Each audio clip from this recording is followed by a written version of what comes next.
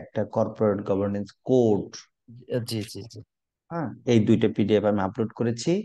আমারটা এখনো করিনি বিকজ মানে my material is under the construction. Okay আমি স্যার, ক্লাস ওকে। নিচ্ছি, ক্লাসের ফাঁকে ফাঁকে জিনিসগুলোকে আপডেট করছি, যত বেশি রিসোর্স ফুল করা যায় আমি ট্রাই করছি। দেয়ারফর আমারটা একটু লেটে পাবেন, হ্যাঁ। আচ্ছা, তো ওকে স্যার। সমস্যা নাই, আমরা আগাতে থাকি। আমার ম্যাটেরিয়ালস নিয়ে আপনাদের ওরিড হওয়ার কিছু নাই, এটা আমি দিয়ে দিব, এটা আপনাদেরকে চাইতে হবে না। ঠিক আছে। Okay sir. Okay.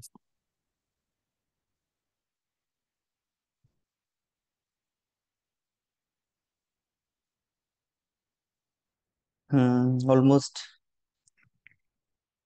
100, near to 100, 90 above, 90 above, so we can start.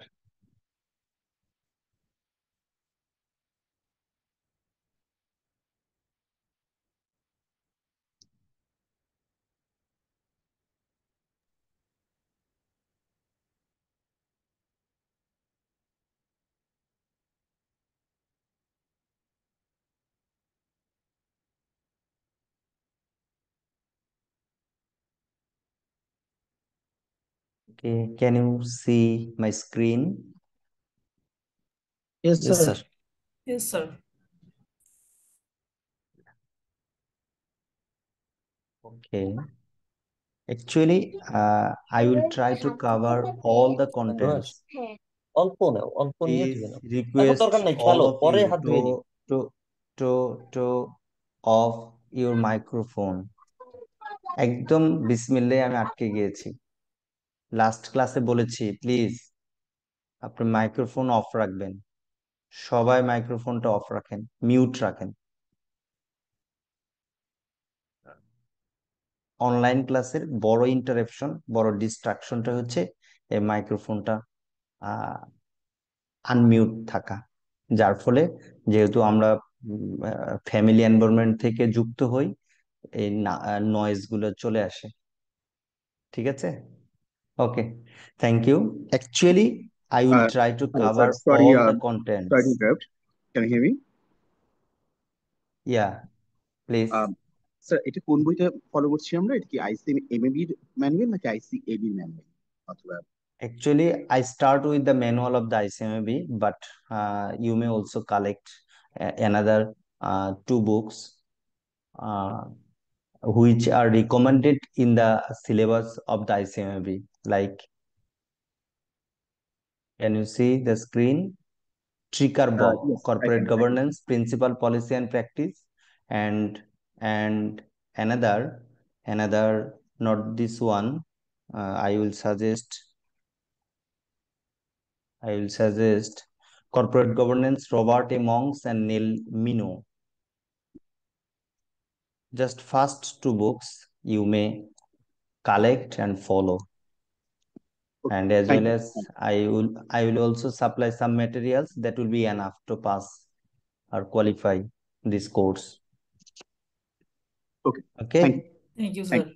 Okay, but our base and our foundation, just we will suppose the manual of the ICMAB, because ICMAB manual is consist of all the contents and syllabus of the ICMAB, right? So covering all the syllabus of the ICMAB. Therefore, this manual consists of 534 page. It's so long, right? So just we will follow the contents of the manual, but we will learn in our own way. Clear? Then I will give you the Yes, floor sir. to ask me. Then you will ask me. If you have any query during my class, during my lecture, then just you will note down. And I will provide the time when you will ask me. Then one after another you will query me, right? But during my lecture, during my delivering the lecture, please don't uh, query or ask any questions, then my lecture will be disrupted. As a result, we cannot continue. We will not be able to finish our courses within the stipulated classes. Only we are allowed to 20 classes to complete our total course. Total course, I mean corporate governance part. Okay. So we will take the contents of the manual and we will learn the contents in our own way, right? So firstly, we can see the concept of governance and its essential principles. Then theoretical aspect of corporate governance, development of corporate governance code, cases in corporate governance failure and current trend issues, and last one, corporate governance of family business. These are the 5 topics, and we have also some subtopics. I will try to cover these 5 topics by my 3 lectures, 3 classes. So I will also provide the course outline, and with the number of classes you will get end of the class or tomorrow or next week. Then you can take the preparation in which classes which topic will be discussed. Okay, so just formally we can start the meaning and definition of corporate governance. Just we will take the topic from the ICMB manual and we will learn in our own way. Okay, so firstly we move to corporate governance concept. So before going to the corporate governance concept, just we need to know what is corporation. Actually, what do you mean by corporation? More or less, we are familiar with the corporation. Actually, we know the corporation, but there are some basic things. There are some straight lines about the corporation, and from the point of the corporate governance, what do you mean by corporation? We need to know from the concept of corporation. Suppose you are the students of the accounting, you will define the accounting in a way, but accounting is a subject. More or less, all of us are familiar with the accounting, but they will only say accounting is counting of something or numerical value, right? But you will define the accounting. Accounting is not confined to counts some figures or numbers. Accounting is related to reporting the financial information as well as non-financial information. Therefore, accounting is called accounting and information systems. Is it clear? Am I clear to you which I delivered? Yes, sir. Yes, sir. Got it. I will take the class in both languages, Bangla and English. Though ICMB emphasizes the total class will be conducted in English, but for our better understanding, sometimes I will speak in Bangla. And if you wish, then both way or single in any language, we can continue our classes. Okay, sir. No problem, sir. Okay. The firstly, just we will look, we will learn, we will understand, we will realize corporation. In ICMB, actually, you must have clear and transparent concept of any area. Just when you will look like a mirror. Corporation, what do you mean by corporation? Corporation is a structure. Actually, I can conduct my classes by PowerPoint presentation, but PowerPoint presentation basically summarizes the class lecture, which be difficult to understand you. Therefore, I have chose the doc file, or any time I may open the Excel file so that elaborately we can discuss with each other, right? So Okay, sir. firstly, what do you mean by corporation? Corporation is a structure. Corporation is a structure established by law. Established by law. It's important. In our last class, I have given some concept established by law to allow different parties. To allow different parties. to contribute capital, to allow different parties. Different parties, it's important. Expertise, one of the parties.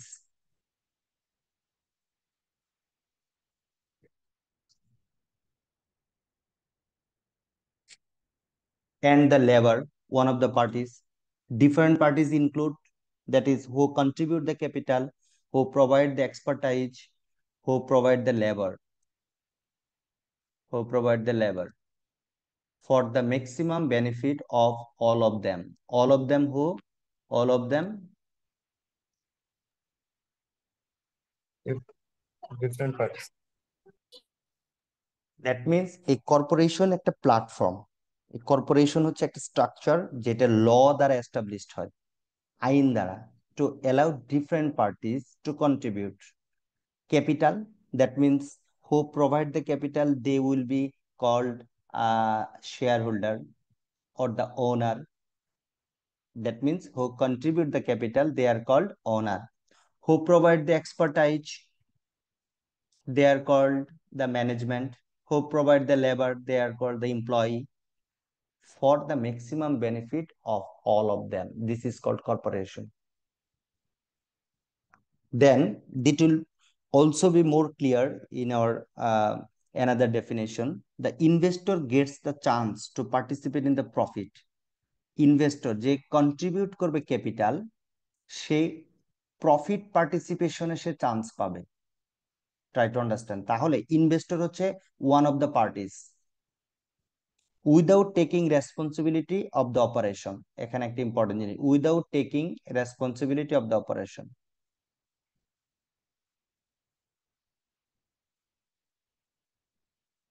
আমি একটু কর্পোরেশনের ক্ষেত্রে একটু বেশি সময় নেব, এইটা যদি আমাদের খুব ক্লিয়ার হয় দেন পরবর্তীতে আমাদের আরো অনেক দ্রুত ক্লিয়ার হবে। So without taking, K? Investor Gates the chance to participate in the profit of the enterprise without taking responsibility for the operation. The management Gates the chance to run the company. Management কিসের chance পায়? Company run করতে।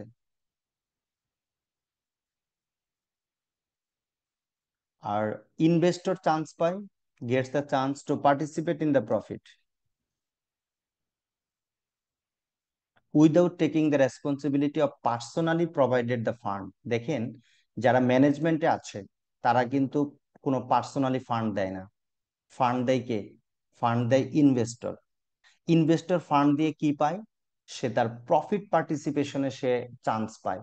আর management, সে chance পায় কোথায়? Company রানের ক্ষেত্রে। In order to make both of this possible, the shareholders have limited liability. Shareholders have limited liability. এটা একটা গুরুত্বপূর্ণ line. Limited involvement in the company affairs, তাদের লিমিটেড ইনভলভমেন্ট আছে কোম্পানি অ্যাফেয়ার্সে, এটাও true. That involvement includes at least in theory the right to elect directors. তাদের ইনভলভমেন্টের মধ্যে কি? তারা ডিরেক্টরস ইলেক্ট করে। And the fiduciary obligation of the directors. Fiduciary obligation of the ডিরেক্টরসটা কি? এটা হচ্ছে ডিরেক্টরের যে legal responsibility and ethical responsibility, legal and ethical responsibility of the directors.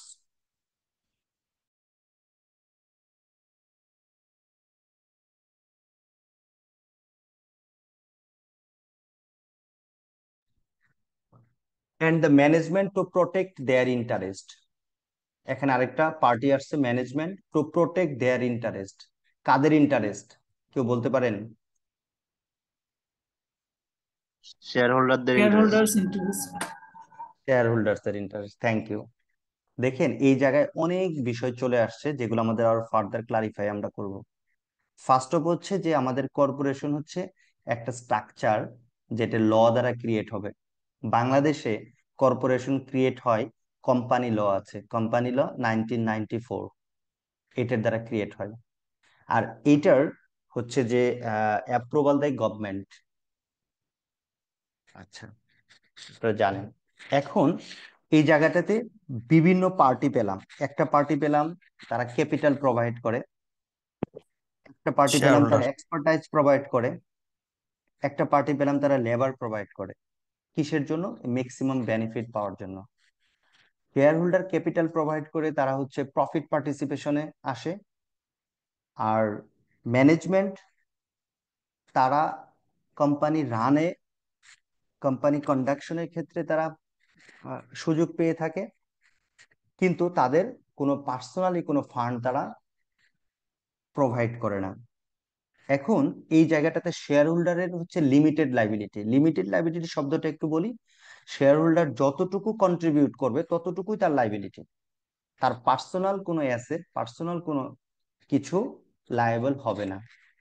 Share holders যতটুকু কন্ট্রিবিউট করবে, যেখানে কন্ট্রিবিউট দ্য ক্যাপিটাল, যতটুকু ক্যাপিটাল কন্ট্রিবিউট করবে ততটুকুই তার লায়েবল হবে। আপনারা জানেন যে অর্গানাইজেশন তিন ধরনের হয়ে থাকে। একটা হচ্ছে সোল ট্রেডারশিপ, পার্টনারশিপ, আরেকটা হচ্ছে কর্পোরেশন বা কোম্পানি। তো এগুলো আপনারা পড়েছেন, আপনারা অনেকেই বিজনেস ব্যাকগ্রাউন্ডের বা এই জিনিসগুলো ক্লিয়ার। আমি সংক্ষেপে একটু বলি যে সোল ট্রেডারশিপ কি, যেখানে আপনার ওনারশিপ আর হচ্ছে অর্গানাইজেশনের মধ্যে কোনো ডিফারেন্স নাই। আর পার্টনারশিপের ক্ষেত্রে একটু ডিফারেন্স আছে, কিন্তু এর লিগ্যাল আইডেন্টিটি নাই। বাট কর্পোরেশনের ক্ষেত্রে হচ্ছে যে তার আর্টিফিশিয়াল,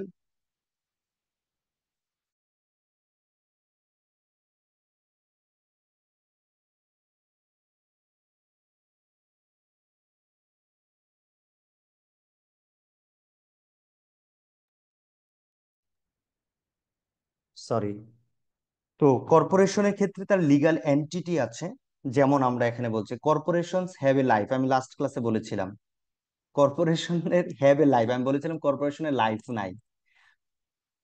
আহ, এখানে বলছে কর্পোরেশনের এখানে artificial life, have artificial life, have artificial life and even citizenship of their own with attendant rights and powers. আচ্ছা, এই জায়গাটাতে হচ্ছে যে আমাদের কর্পোরেশন তার legal entity, artificial entity enjoy করবে। আর্টিফিশিয়াল এন্টিটি থেকে কি কি সুবিধা পাবে সেগুলো আমরা একটু পরবর্তীতে আলোচনা করব। লাস্ট ডেফিনেশনটা যদি একটু দেখি, the metaphors for the corporate role and structure are reviewed, the corporation as person. ক্লাসে বলেছিলাম, মানে ফার্স্ট ক্লাস যেটা আমরা করেছিলাম, বলেছিলাম যে কর্পোরেশন একটা person, as complex adaptive system, as Nexus of contract.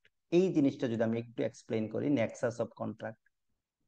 দেখেন একটা কর্পোরেশনের সাথে কারা কন্ট্রাক্ট করে, কারা কমিউনিকেট করে? শেয়ার হোল্ডার সে ইনভেস্ট করবে, ক্রেডিটর সে ক্রেডিট দেবে, সাপ্লায়ার প্রোডাক্ট দেবে, ব্যাংকার লোন দেবে। তো এই যে যে বিভিন্ন পার্টি, তাদের একটা নেক্সাস অফ দ্য কন্ট্রাক্ট, এই হচ্ছে কর্পোরেশনের একটা প্রাথমিক কনসেপ্ট। আর কর্পোরেট গভর্নেন্স স্টাডিটা আমাদের, এই স্টাডিটা হচ্ছে কানেকশন অফ দোজ রিলেশনশিপ। কোন relationship? Shareholder, management, supplier, government, তাদের রিলেশনশিপের স্টাডিটা, এটি হচ্ছে আমাদের corporate governance to the corporation and to one another. আচ্ছা, কোম্পানি একটা কি আছে সেটা আপনারা বিজনেস ল যখন পড়বেন তখন পড়বেন। আমি এই জায়গায় ছোট করে দিয়েছি, কোম্পানি অ্যাক্ট 1994 সেকশন 2(1) এর সিতে যেটা আছে, এই company form and registered under this act or an existing company. আপনারা জানেন যে কোম্পানি এই আরজিএসসি এর মাধ্যমে তারা রেজিস্ট্রেশন পেয়ে থাকবে। আপনারা কিছু জিনিস আইসিএমবি তে প্রত্যেকটা কোর্স বা প্রত্যেকটা বিষয়ে একটু কাজে দেবে, কিছু জিনিস দেখবেন, যেমন আরজিএসসি, এই ওয়েবসাইট গুলো অলওয়েজ আপনারা ইয়া করবেন, একটু নেভিগেট করবেন।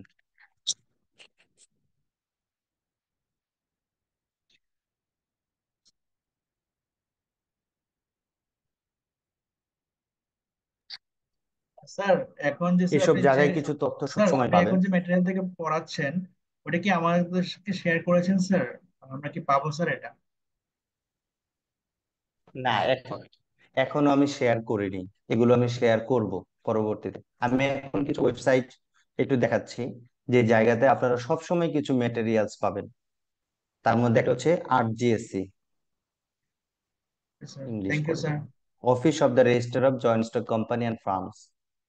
এখানে অবশ্যই টোটাল আইসিএমবি লাইফে যত কোর্স পাবেন, কোনো না কোনো কোর্সে এই জায়গাতে আপনাকে একটু আসতে হবে জানার জন্য। এটা একটা। আরেকটা হচ্ছে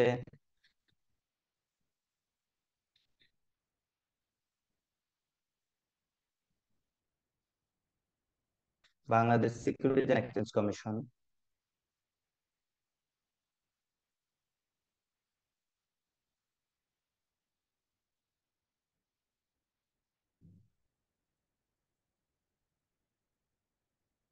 নেট মনে হচ্ছে স্লো, এই ওয়েবসাইট গুলো তো একটু জাস্ট সময় নেই।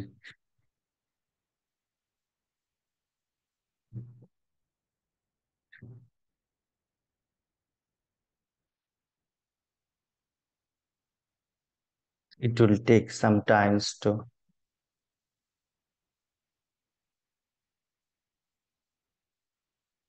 I think that এখানে প্রচুর ইনফরমেশন আছে, আপনারা পাবেন।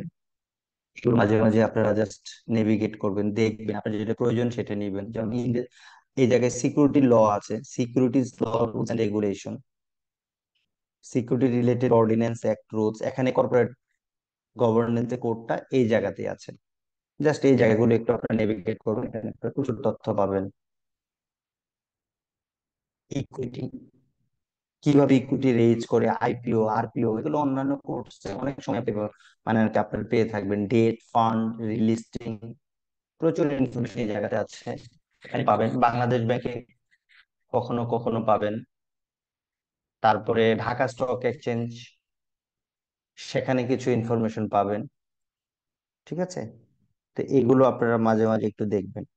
আচ্ছা, এখানে এই যে কোম্পানি অ্যাক্ট যে বলছে, company form and registered under this act or N existing company, এটার একটু এক্সপ্লেনেশন আমি দেওয়ার চেষ্টা করেছি অ্যাকচুয়ালি কি। Company form and registered under this act, এই অ্যাক্টে একটা কোম্পানি ফর্ম হবে, রেজিস্টার্ড হবে, দ্যাট মিনস এর একটা লিগাল এন্টিটি থাকবে, that is registered under the companies act 1994। It has separate legal entity from its ওনার, এটা একটা গুরুত্বপূর্ণ কথা। ফ্রম ইটস ওনার, মালিক থেকে এর একটা সেপারেট লিগাল এন্টিটি থাকবে। Meaning it can own property. It কাকে মিন করেছে বলেন তো, ইট কাকে বুঝিয়েছে? কোম্পানিকে। এক্স্যাক্টলি। তার মানে শেয়ার হোল্ডারের নামে কোনো প্রপার্টি ওন হবে না, কোম্পানির নামে প্রপার্টি ওন হবে। Enter into contracts, it it enter into, it can enter into contracts, তার মানে কোম্পানি কিন্তু কন্ট্রাক্ট করবে, শেয়ার হোল্ডার না। ইট ক্যান সিউ, এটা মামলা করতে পারবে। It can be suede independently, তার বিরুদ্ধেও স্বাধীনভাবে মামলা করা যায়। দিস ইজ দ্য র fact of the company or the corporation. এটা একদম ভেরি ক্রিস্টাল ক্লিয়ার, এই কনসেপ্টটা থাকতে হবে। আচ্ছা, নেক্সট 4 ক্যারেক্টারিস্টিক্স যেটা আমি সেট করেছি কর্পোরেশনকে আরেকটু বোঝার জন্য, যে কর্পোরেশন বলতে আমরা কি বুঝবো বা একটা কোম্পানি বলতে কি বুঝবো। প্রথমটা হচ্ছে যে লিমিটেড লাইবিলিটি ফর ইনভেস্টর, ইনভেস্টরদের লিমিটেড লাইবিলিটি থাকবে। যেমন পার্টনারশিপ ফার্মের ক্ষেত্রে বা সোল ট্রেডারশিপের ক্ষেত্রে আপনি দেখে থাকবেন যে তার পার্সোনাল প্রপার্টিও লায়াবল হয়, কিন্তু কর্পোরেশন বা কোম্পানির ক্ষেত্রে একজন ইনভেস্টর যতটুকু শেয়ার কিনবে ততটুকুই লায়াবল থাকবে। কোম্পানি যদি কখনো ব্যাংক্রাফট হয়, কোম্পানি যদি কখনো ডিপ মানে ওয়েন্ডিং আপ হয়, শুধুমাত্র তার ইনভেস্টরের ইনভেস্টমেন্টটুকুই লায়াবল থাকবে। এই কারণে বলে এটা লিমিটেড লাইবিলিটি। এই কারণে কিন্তু আমাদের প্রত্যেকটা কোম্পানির শেষে লেখা ছিল যে Rupali bank limited, prime bank limited, যদিও রিসেন্টলি এটা চেঞ্জ করেছে, পাবলিক লিমিটেড কোম্পানি করেছে, PLC করেছে, আপনারা দেখেছেন তাই না? জি স্যার। দেন 2 নম্বর ক্যারেক্টারিস্টিক্স হচ্ছে free transferability of investor interest. Free transferability of investor interest, investor যে ইনভেস্ট করবে তার যে ইন্টারেস্টটা সেটা freely and easily they can transfer.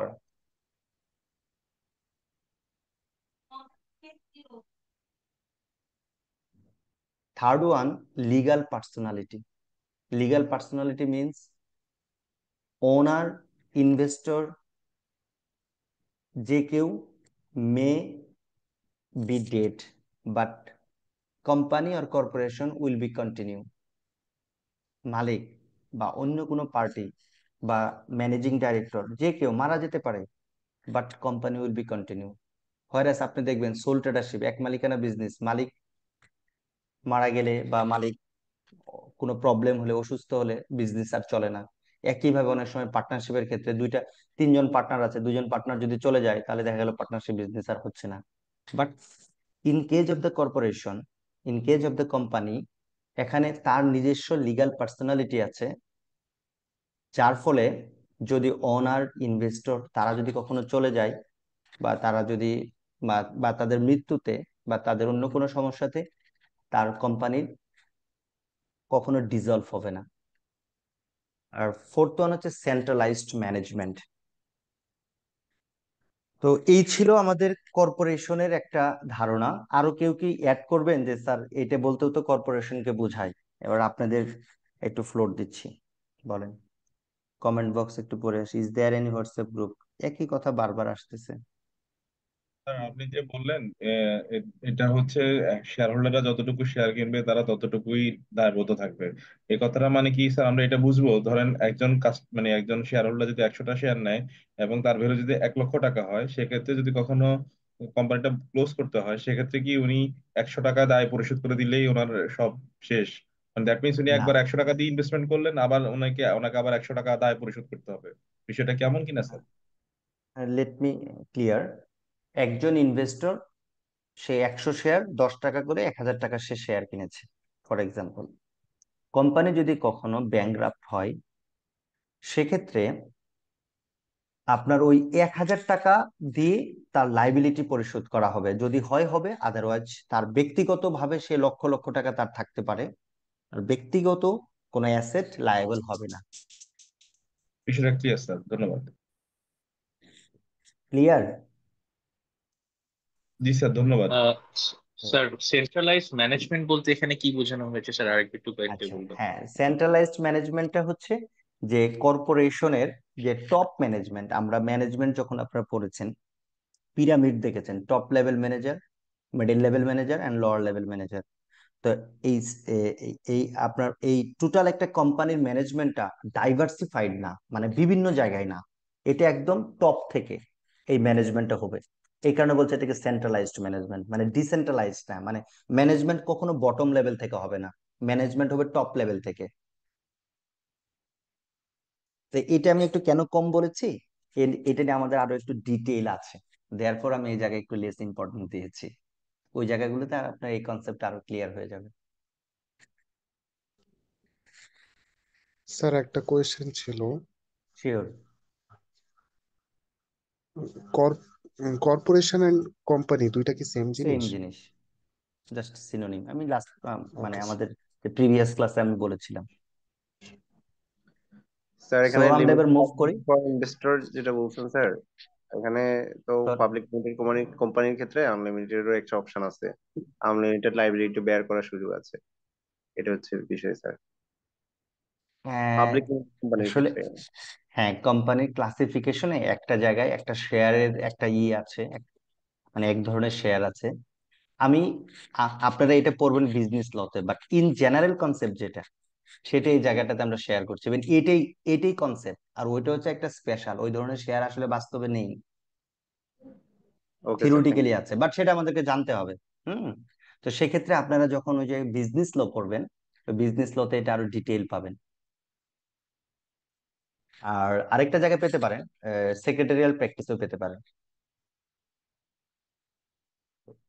So now we move the concept on corporate governance. আমরা কর্পোরেট বুঝলাম, এবার আমরা কর্পোরেট গভর্নেন্সটা বুঝবো। তার আগে যদি একটু বলি যে গভর্নেন্সটা কি। গভর্নেন্সটা হচ্ছে তো জাস্ট একটা operation as per the rules and regulation.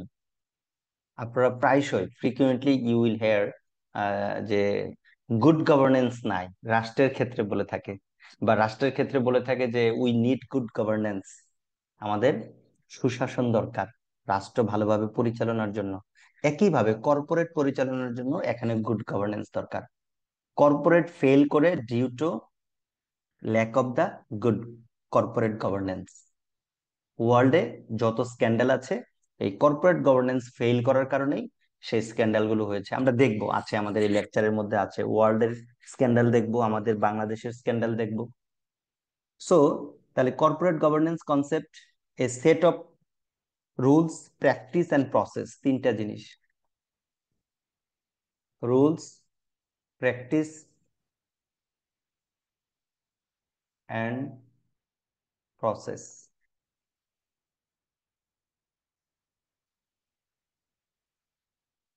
Corporate governance refers to the system of rules, practice, and process by which a company is directed. A company is directed and controlled. Am I clear to all? তার মানে Yes, sir. Corporate governance হচ্ছে কিছু আইন, law, rules, practice. এখন rules কি? Government যদি আপনার regularity authority বলতে আমরা কি বুঝবো? ব্যাংকের রেগুলারিটি অথরিটি কে? Central bank. তারপর হচ্ছে যখন একটা কোম্পানি লিস্টেড হবে তখন রেগুলেটরি অথরিটি কে? Bangladesh securities and exchange commission. তারপর হচ্ছে একটা সমবায় প্রতিষ্ঠান সমবায় আইন অনুযায়ী চলবে। তো প্রত্যেকটা প্রতিষ্ঠানের ক্যাটাগরি অনুযায়ী কিন্তু তার রেগুলেটরি অথরিটি আছে। তাদের যদি কোনো রুলস এন্ড রেগুলেশন থাকে তাহলে সেটা হচ্ছে কর্পোরেট গভর্নেন্সের একটা রুলস। প্র্যাকটিস কি? আপনার অর্গানাইজেশনে কি প্র্যাকটিস আছে, বা আপনার রাষ্ট্রে কি প্র্যাকটিস আছে, আপনার কর্পোরেট ওয়ার্ল্ডে কি প্র্যাকটিস আছে, সেগুলো কর্পোরেট গভর্নেন্সের প্র্যাকটিস হিসেবে থাকবে। বা কোনো প্রসেস আছে কিনা, তো তার দ্বারা একটা কোম্পানি ডিরেক্টেড হবে এন্ড কন্ট্রোল হবে। It ensures, that means corporate governance ensures a balance between interest of the company's stakeholder, including shareholders, management, customers, suppliers, financiers, government, and the community. আচ্ছা, এই জায়গায় আমি একটু ডিটেল আলোচনা করব যে শেয়ার হোল্ডার নিয়ে। একটা কোম্পানিতে শেয়ার হোল্ডার কিভাবে হয়? ওই কোম্পানির শেয়ার পারচেজ করে হয়। আচ্ছা, শেয়ার হোল্ডার কোম্পানি পারচেজ করে, আমরা এর আগে দেখে আসছি, সে তার প্রফিট পার্টিসিপেশনে সে রাইটস থাকবে তার। দ্যাট মিনস সে ডিভিডেন্ড পাবে। একটা কোম্পানি যখন প্রফিট শেয়ার হোল্ডারদের মধ্যে ডিস্ট্রিবিউট করে তাকে বলা হয় ডিভিডেন্ড, সে তখন ডিভিডেন্ড পাবে। আচ্ছা, এখন সে ডিভিডেন্ডের জন্য সে ইনভেস্ট করবে, এটা হচ্ছে তার ইনভেস্টমেন্টের রিটার্ন। কিন্তু শেয়ার হোল্ডার তো they are far away from the company, একটা কোম্পানি থেকে অনেক দূরে। তখন শেয়ার হোল্ডার ওই কোম্পানি রান করার জন্য কিছু ব্যক্তিকে তারা এমপ্লয় করে, তারা ওই কোম্পানিটা রান করবে, তাদেরকে আমরা বলছি ম্যানেজমেন্ট। তার মানে ম্যানেজমেন্ট কোম্পানিকে রান করবে। এখন ম্যানেজমেন্ট যখন কোম্পানিকে রান করবে, কিভাবে রান করবে? ম্যানেজমেন্ট কোম্পানিকে রান করবে the best interest of the share holder. Share হোল্ডারের যে ইন্টারেস্ট আছে সেটাকে ইনটেক রেখে, সেটাকে প্রায়োরিটি দিয়ে, শেয়ার হোল্ডারের ইন্টারেস্টকে ম্যাক্সিমাম প্রায়োরিটি দিয়ে they will run the corporation. But সেটা যদি দিয়ে থাকে তাহলে শেয়ার হোল্ডার তাদের রিটার্ন বেশি পাবে। কিন্তু ম্যানেজমেন্টের এই জায়গায় একটা প্রবলেম আছে, সেটা আমরা একটু পরে আসছি আলোচনায়। তো কর্পোরেট গভর্নেন্সটা কি করবে? কর্পোরেট গভর্নেন্সের মধ্যে কিছু রুলস আছে, কিছু প্র্যাকটিস আছে, কিছু প্রসেস আছে, যেটা বাস্তবায়িত হলে শুধু শেয়ার হোল্ডার না, স্টেক হোল্ডার যারা আছে, এখন শেয়ার হোল্ডার আর স্টেক হোল্ডারের ডিফারেন্স আপনারা জানেন। শেয়ার হোল্ডার হচ্ছে শুধুমাত্র শেয়ার হোল্ডিং এর দ্বারা শেয়ার হোল্ডার হয়, আর যাদেরই ইন্টারেস্ট আছে অর্গানাইজেশনে বা কর্পোরেশনে তারাই স্টেক হোল্ডার। যেমন ম্যানেজমেন্টের ইন্টারেস্ট আছে, কাস্টমারের ইন্টারেস্ট আছে, সাপ্লায়ার ইন্টারেস্ট আছে, ফাইন্যান্সিয়ারের ইন্টারেস্ট আছে, গভর্নমেন্টের ইন্টারেস্ট আছে, and as well the community society, তাদেরও ইন্টারেস্ট আছে। So they are the stake holder. তো স্টেক হোল্ডার হচ্ছে ব্রডার কনসেপ্ট। তো এই সবার ইন্টারেস্টার ব্যালেন্স কোথায় ঘটবে? কর্পোরেট গভর্নেন্সে ঘটবে। আমি সময় দেব, আমি আবারও বলছি, কর্পোরেট গভর্নেন্সের রুলস, প্র্যাকটিস এন্ড প্রসেস এমন ভাবে তৈরি হবে যার ফলে আমার স্টেক হোল্ডারের ইন্টারেস্ট কি হবে, ব্যালেন্স হবে, যেখানে শেয়ার হোল্ডার বেনিফিটেড হবে ম্যাক্সিমাম, ম্যানেজমেন্ট বেনিফিটেড হবে ম্যাক্সিমাম, কাস্টমার হবে, সাপ্লায়ার হবে, ফিনান্সিয়ার হবে, গভর্নমেন্ট হবে, এন্ড দ্য কমিউনিটি সোসাইটিও হবে। এইভাবে কর্পোরেট গভর্নেন্সটা আমাদের কাজ করবে। হ্যাঁ প্লিজ বলেন।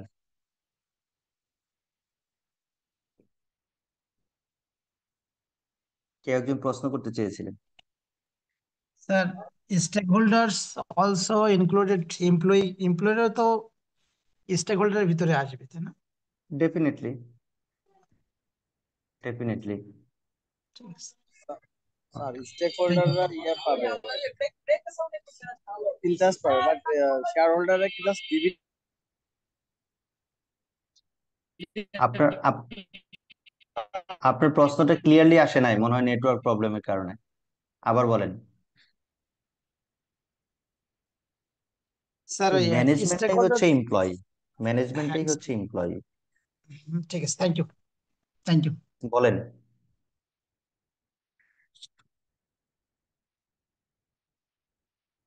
এখন তাহলে কর্পোরেট গভর্নেন্সটা আমরা কেন দরকার বা কেন এটা আমরা এস্টাবলিশ করব? দেখেন, corporate governance establishes a framework for achieving the company objectives. Company objectives achieve করার জন্য আমরা কর্পোরেট গভর্নেন্সটা এস্টাবলিশ করব, while maintaining the accountability, fairness, transparency in its relationship with all stakeholder.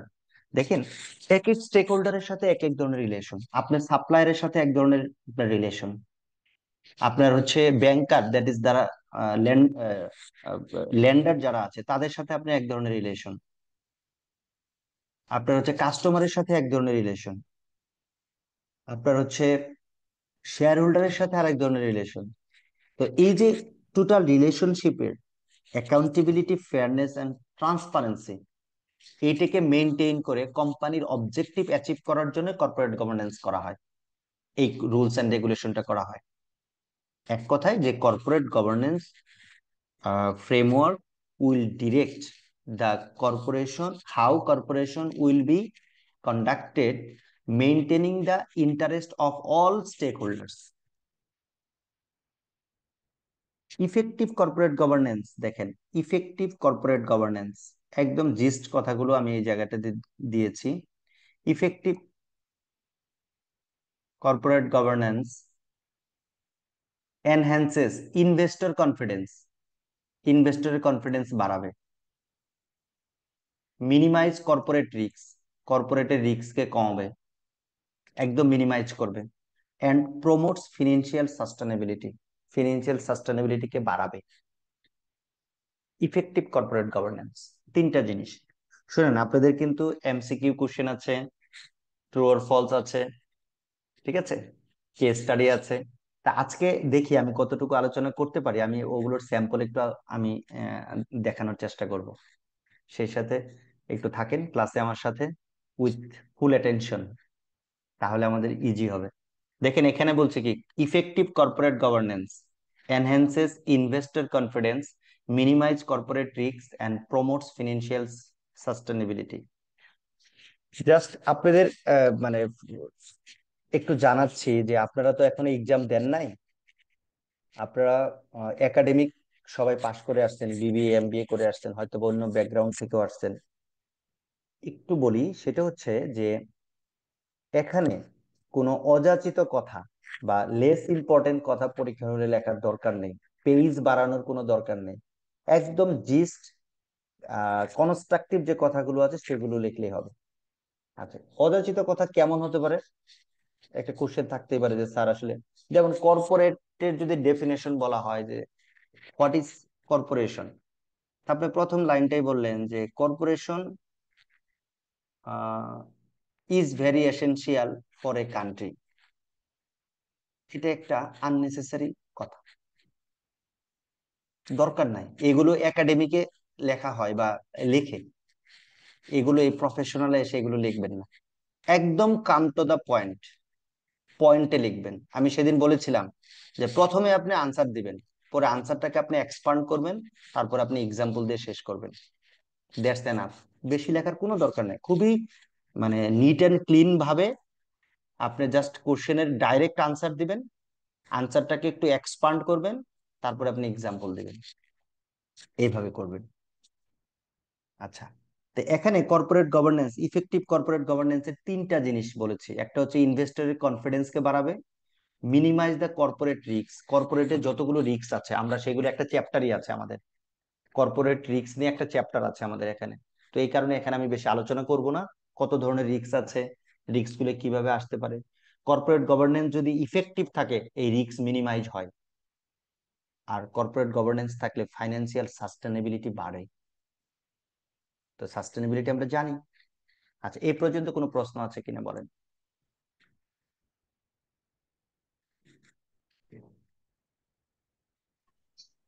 না স্যার, নাই। আচ্ছা, কোনো প্রশ্ন নেই, ভালো। তাহলে আমরা মুভ করি, সামনের দিকে আগাই। হ্যাঁ, তো এখন আমরা দেখব essential principles of corporate governance. Corporate গভর্নেন্সের কিছু প্রিন্সিপালস আছে যেটা মেনে কর্পোরেট গভর্নেন্সটাকে তৈরি করতে হবে, তাহলে আমাদের এই সকল স্টেক হোল্ডারের ইন্টারেস্টটা কি হবে, মেইনটেইনড হবে, যত ধরনের স্টেক হোল্ডার আছে।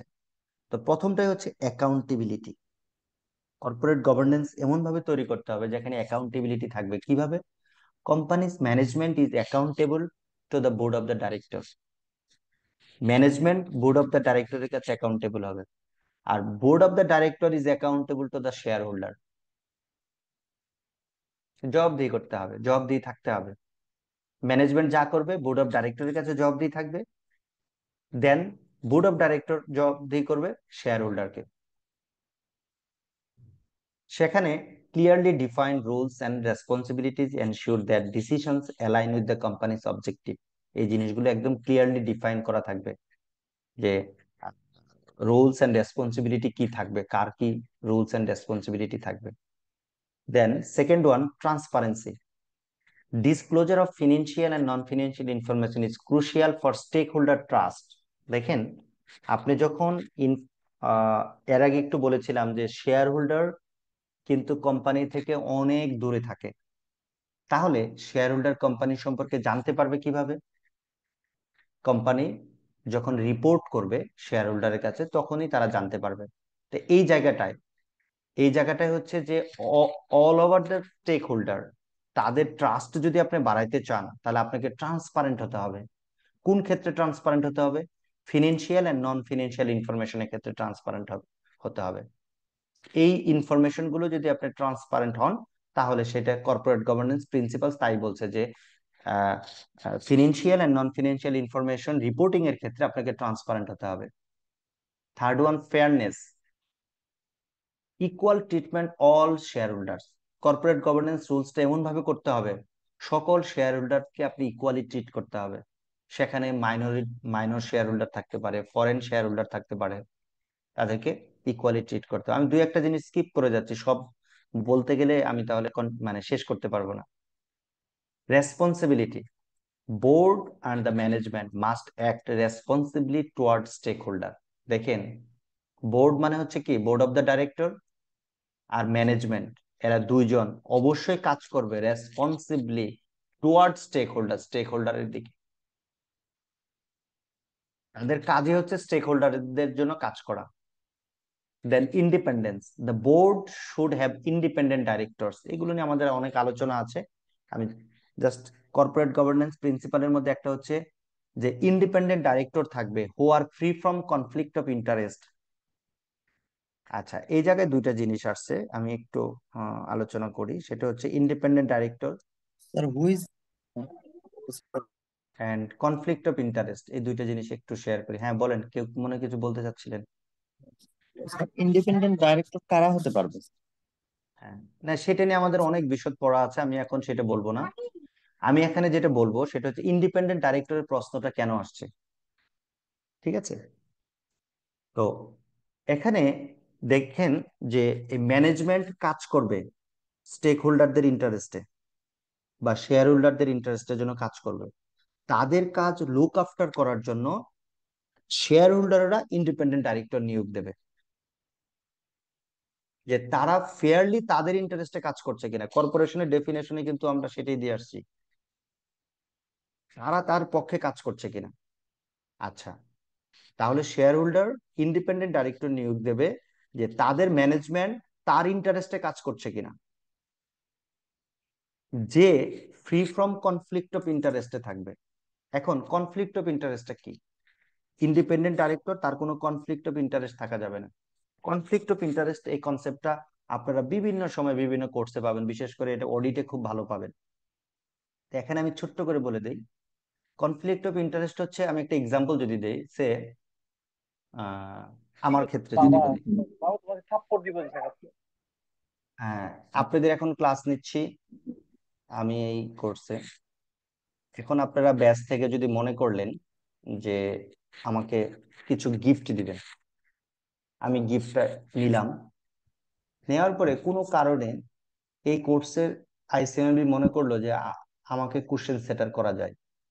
যখন আমার কাছে কোশ্চেন আসলো যে আমি কোশ্চেন করব, একটা ইনভাইটেশন, তখন আমি ভাবতে পারি যে এই স্টুডেন্ট গুলো আমাকে গিফট দিয়েছে, গিফট গুলো আমার অনেক উপকার আসছে, তাহলে কোশ্চেনটা একটু ইজি করি বা তাদের ফেভারে করি, বা যা করব তাদেরকে আমি একটু ইঙ্গিত দিয়ে দিই।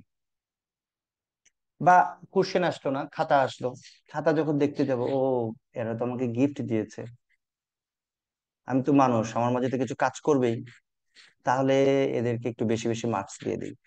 This is called conflict of interest. আমি একটা উদাহরণ দিলাম, বুঝতে পারলাম? জি স্যার। জি স্যার। এই ইন্ডিপেন্ডেন্ট ডাইরেক্টর নিয়োগ দেওয়া হবে, যে কিন্তু কনফ্লিক্ট অফ ইন্টারেস্টের বাইরে থাকবে। ঠিক আছে? আচ্ছা, এগুলো এই কনফ্লিক্ট অফ ইন্টারেস্ট অডিটে আপনারা ডিটেইল পড়বেন। আচ্ছা, then ethical conduct, a strong ethical culture within the organisation prevent corruption and misconduct. দেখেন, কর্পোরেট গভর্নেন্স মানে আমরা বুঝতে পারতেছি এখানে কিছু রুলস এন্ড রেগুলেশন, তাহলে যদি সেখানে এথিক্যাল কন্ডাক্ট থাকে, কোড অফ কন্ডাক্ট থাকে, তাহলে এটা একটা প্রিন্সিপালস কার কর্পোরেট গভর্নেন্সে সেটা থাকতে হবে, কোড অফ কন্ডাক্ট থাকতে হবে, এথিক্যাল। দেন রিস্ক ম্যানেজমেন্ট, যে রিস্ক গুলো অ্যারাইজ হবে, আইডেন্টিফাই করা, অ্যাসেস করা, মিটিগেট করা। তাহলে কর্পোরেট গভর্নেন্স আপনি এমন ভাবে তৈরি করবেন যার ফলে আপনার রিস্ককে যেন আইডেন্টিফাই করা যায়, অ্যাসেস করা যায়, মিটিগেট করা যায়। ঠিক আছে? এট অপারেশনাল এন্ড স্ট্র্যাটেজিক লেভেল, যে লেভেলে হোক না কেন, রিস্ক গুলো আমরা যেন ইজিলি কি করতে পারি, সেগুলো আইডেন্টিফাই করতে পারি। তাহলে সেরকম কর্পোরেট গভর্নেন্স কোডটা আপনাকে করতে হবে। তাহলে এটাও একটা প্রিন্সিপাল, যে রিস্ক ম্যানেজমেন্ট। আমি বলেছি এর আগে যে আমাদের রিস্ক ম্যানেজমেন্ট নিয়ে একটা চ্যাপ্টার আছে। Stakeholder engagement, corporate governance কোডের মানে এনাদের মেজর প্রিন্সিপাল হচ্ছে স্টেক হোল্ডার এনগেজমেন্ট করতে হবে। মানে ওই নিয়ম কানুনগুলোর মধ্যে স্টেক হোল্ডারদেরকে এনগেজ করতে হবে। দেখে থাকবেন যে মানুষ স্বভাবতই যখন রেসপন্সিবিলিটির সাথে অথরিটি দেওয়া হয় তখন কিন্তু মোটিভেটেড হয়। যদি একটা ম্যানেজারকে শুধু দায়িত্ব দিয়েছে, কোনো পাওয়ার নাই, কোনো অথরিটি নাই, সে ব্যাংকের ক্ষেত্রে যদি বলি যে একটা ব্যাংকারকে বলল যে আপনি সব কাজ বাজ করবেন, একটা ব্রাঞ্চ ভালোভাবে অপারেট করবেন, বাট আপনার 1 টাকা লোন স্যাংশনের কোনো আপনার নাই, আপনার পাওয়ার নেই, তাহলে সকল লোন স্যাংশনের জন্য ম্যানেজার কি করবে, টপ লেভেল ম্যানেজারের কাছে পাঠাবে। তখন সে মাঝে মাঝে এরকম ফিল করবে যে আহ, এই কাজগুলোর সাথে তো আমার ইনভলভমেন্ট নাই, তার মানে আমার লাইবিলিটি নাই, কে লোন পেলো কে না পেলো, it's not matter of me. যদি বলে দেয় অথরিটি যে 5 লাখ টাকা পর্যন্ত ম্যানেজার লোন গ্র্যান্ট করতে পারবে, ইন দ্যাট কেস 5 লাখ টাকা ম্যানেজার লোন গ্র্যান্ট করতে পারবে, মানে এই 5 লাখ টাকা লোন ডিফল্ট হলে, এই 5 লাখ টাকার রিপেমেন্ট না হলে, নন পারফর্মিং হয়ে গেলে, দেন ম্যানেজার লায়াবল। তখন কিন্তু ম্যানেজার প্রথমত এই 5 লাখ টাকা সে লোন দিতে পারবে, এই অথরিটির জন্য সে মোটিভেটেড হবে, সে কিন্তু ওই নিয়মটার সাথে এনগেজ হলো, যার ফলে পারফরমেন্স ভালো হয়। Companies should consider the interest of all stakeholders, not just shareholders. Sustainable business practice benefit employees, customers, communities, and the environment. এটা হচ্ছে স্টেক হোল্ডারদেরকে এনগেজমেন্ট করে। দেন 9 নম্বরে হচ্ছে compliance with laws and regulations. Companies must adhere the corporate law, listing requirement and industry regulation. দেখেন, corporate গভর্নেন্সের আরেকটা code হচ্ছে, একটা কোম্পানি কর্পোরেট গভর্নেন্স কোড তৈরি হবে, ওই কোম্পানির অ্যাপ্লিকেবল রুলস এন্ড রেগুলেশন যেগুলো আছে সেটাকে কমপ্লাই করে। যেমন আমি একটু আগে বলেছিলাম যে কোম্পানি ভেদে অ্যাপ্লিকেবল রুলস এন্ড রেগুলেশন আলাদা। গার্মেন্টস এর জন্য এক ধরনের রুলস এন্ড রেগুলেশন, সেটা তো আর ব্যাংকের জন্য হবে না। ব্যাংকের জন্য আরেক ধরনের রুলস এন্ড রেগুলেশন। তো যে কোম্পানির জন্য, যে কর্পোরেটের জন্য যে রুলস এন্ড রেগুলেশন, সেটাকে কমপ্লাই করে কর্পোরেট গভর্নেন্স কোড তৈরি করা। আর 10th, most probably this is the last one, board effectiveness. The board should have mix of skill, মানে বোর্ডকে ইফেক্টিভ হতে হবে। সেই ইফেক্টিভনেস কর্পোরেট গভর্নেন্স এনশিওর করবে। কিভাবে বোর্ড ইফেক্টিভ হবে? বোর্ড ইফেক্টিভ হতে পারে যদি বোর্ডটা তৈরি হয় মিক্স অফ স্কিল, বিভিন্ন স্কিলের মিক্সিং দ্বারা। কেউ ইঞ্জিনিয়ার আছে, কেউ চার্টার্ড অ্যাকাউন্টেন্ট আছে, কেউ কস্ট অ্যান্ড ম্যানেজমেন্ট অ্যাকাউন্টেন্ট আছে, কেউ ভালো এক্সপিরিয়েন্সড ব্যাংকার আছে। এরকম যদি স্কিলের মিক্স করা হয়, ডাইভার্সিটি যদি করা হয়, এক্সপিরিয়েন্সের যদি একটাই করা হয়, তাহলে বোর্ড ইফেক্টিভ হবে। Continuous training and evaluation of board members enhance governance quality. এই বোর্ড মেম্বারদের যদি ট্রেনিং অ্যান্ড ইভ্যালুয়েশন করা হয়, সেটাও গভর্নেন্স কোয়ালিটিকে বাড়াবে। যদি এমসিকিউ কোশ্চেন, এই ধরনের কোশ্চেন হলে কিন্তু প্রত্যেকটা জিনিসই লাইনই কিন্তু ইম্পর্টেন্ট আমাদের জন্য। ঠিক আছে, তাহলে দেখেন এখানে লাস্ট একটা কথা বললাম, continuous training and evaluation of board members enhance governance quality. তার মানে এটা হচ্ছে আমাদের বোর্ড ইফেক্টিভনেস, এটা হচ্ছে কর্পোরেট গভর্নেন্সের একটা প্রিন্সিপালস। বলেন, আপনারা এবার বলেন প্রিন্সিপালস গুলো কোনোটা বুঝেন, মানে বুঝতে পারেননি এরকম আছে কিনা? স্যার লাস্ট পয়েন্ট আপনি যেটা বললেন বোর্ড ইফেক্টিভনেস, এই বোর্ড অফ ইফেক্টিভনেস বলতে যে আমি একটা প্রাইভেট লিমিটেড কোম্পানির কথা বলি, সেক্ষেত্রে তো ধরেন কোরাম যদি 3 জনে হয় বা 5 জনে হয়, সে 5 জনের মধ্যে ম্যানেজিং ডিরেক্টর, ডিরেক্টর, তারপর যে চেয়ারম্যান, এই 3 জন দিয়ে তারা বোর্ড অফ একটা বোর্ড গঠন করলো। কিন্তু এই বোর্ডে যদি একজন ম্যানেজিং ডিরেক্টর যদি বায়াসড হয়, সে যদি তার পার্টিকুলার কোনো এমপ্লয়ীদের প্রতি তার পার্সোনাল কোনো ইন্টারেস্ট থাকে, সেক্ষেত্রে তো স্যার এটা কলাপস করবে। মানে আমি কি স্যার কথাটা ঠিক বললাম কিনা বা আমি বুঝতে পারলাম কিনা? আচ্ছা, আমি একটু বলি, আপনার কোশ্চেনে আনসার পেয়ে যাবেন। প্রথমত আমাদের মাথায় রাখতে হবে যে আমি এটা কি পড়ছি। আমি এটা পড়ছি যে essential principles of corporate governance. Corporate গভর্নেন্সের প্রিন্সিপালস কেমন হবে, কর্পোরেট গভর্নেন্স যে আমি সেট করব, কর্পোরেট গভর্নেন্সের দ্বারা আমার একটা কোম্পানি কি হবে, রান হবে, কন্ডাকশন হবে, অপারেশন হবে, রাইট? সেক্ষেত্রে আমি এমন ভাবে করব যেখানে বোর্ড ইফেক্টিভনেসটা এনশিওর হবে। বোর্ড ইফেক্টিভনেস এনশিওর হলে সেটা good corporate governance, effective corporate governance. সেটা কিভাবে হবে? সেটা হবে যে বোর্ড মেম্বার আছে তাদের বিভিন্ন স্কিলের, যেমন আমি বলি যে পপুলার ফার্মাসিউটিক্যাল কোম্পানি, এটা একটা ফার্মাসিউটিক্যাল কোম্পানি। এখন যদি বোর্ড মেম্বার এরকম হয় যে যেহেতু এটা একটা ফার্মাসিউটিক্যাল কোম্পানি, তাহলে সকল ডক্টরেরা মিলে এই বোর্ড মেম্বার হবে। সেখানে কিন্তু স্কিলের ডাইভার্সিটি নাই, সবাই কিন্তু ডক্টরস। সেখানে কিন্তু অ্যাকাউন্টিং নলেজের কেউ নাই, ফাইন্যান্স নলেজের কেউ নাই, বিজনেস বা বা কোনো লয়ার নেই। লয়ারও তো লাগবে বিজনেস চালানোর জন্য। সো এখানে কিন্তু এই আপনার জাস্ট মানে সেন্ট্রালাইজড বোর্ড অফ ডাইরেক্টর হয়ে গেল, মিক্স অফ স্কিল হলো না। তারপর ডাইভার্সিটির ক্ষেত্রে হচ্ছে যে আপনার বোর্ড অফ ডাইরেক্টর, এগুলো নিয়ে যদি আমাদের পরবর্তীতে আরো পড়া আছে। ডাইভার্সিটি বলতে আপনি যদি ম্যান নিয়ে আসেন, ওমেন নিয়ে আসেন, ঠিক আছে, ডাইভার্সিটির মধ্যে আপনি ইয়াং বোর্ড অফ ডাইরেক্টর নিয়ে আসলেন, তারপরে হচ্ছে এইজড বোর্ড অফ ডাইরেক্টর নিয়ে আসলেন। ডাইভার্সিটি আরো আছে এক্সপিরিয়েন্সড পিপলকে আপনি বোর্ড অফ ডাইরেক্টর মেম্বার করলেন, যেগুলো বোর্ড ইফেক্টিভনেস কে বাড়াবে। যদি বোর্ড ইফেক্টিভনেস কে বাড়ে, তাহলে প্রতিষ্ঠানের সাস্টেনেবিলিটি বাড়বে। আপনি কি প্রশ্নের আনসার পেয়েছেন? জি স্যার, আনসারটা পেয়েছি স্যার, ধন্যবাদ। Sir sir please. Sure, please. Sir আমাদের এসেনশিয়াল প্রিন্সিপালস এর মধ্যে 9 নম্বর প্রিন্সিপালসটা হলো compliance with laws and regulations. ওখানে added to corporate laws and industry রেগুলেশনসটা বুঝছি স্যার। ওখানে লিস্টিং রিকোয়ারমেন্ট নামে একটা অপশন আছে স্যার, হ্যাঁ, কাইন্ডলি কি রিমুভ হ্যাঁ, করা যাবে? হ্যাঁ, হ্যাঁ, sure, sure, sure. Thank you, thank you, thank you for your nice question.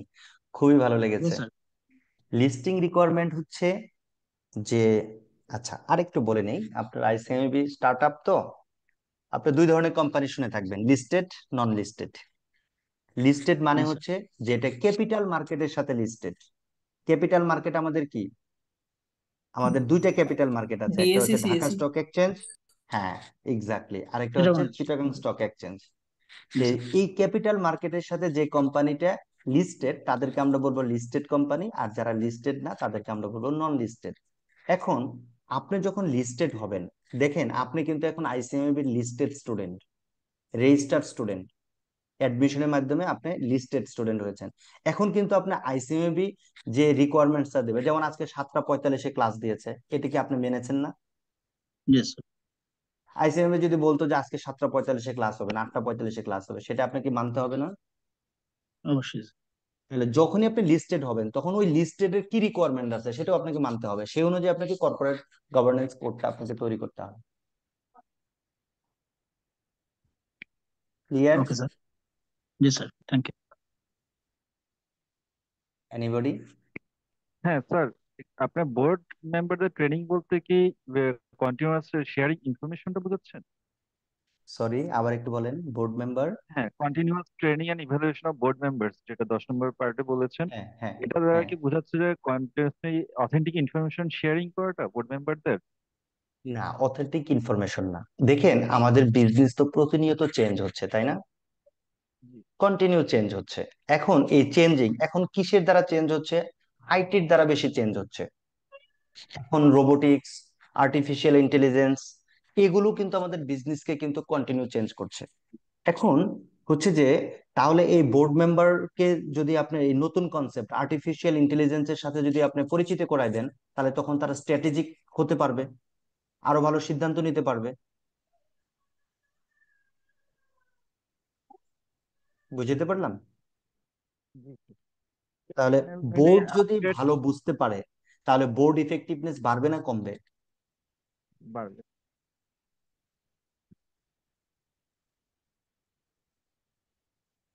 বলেন।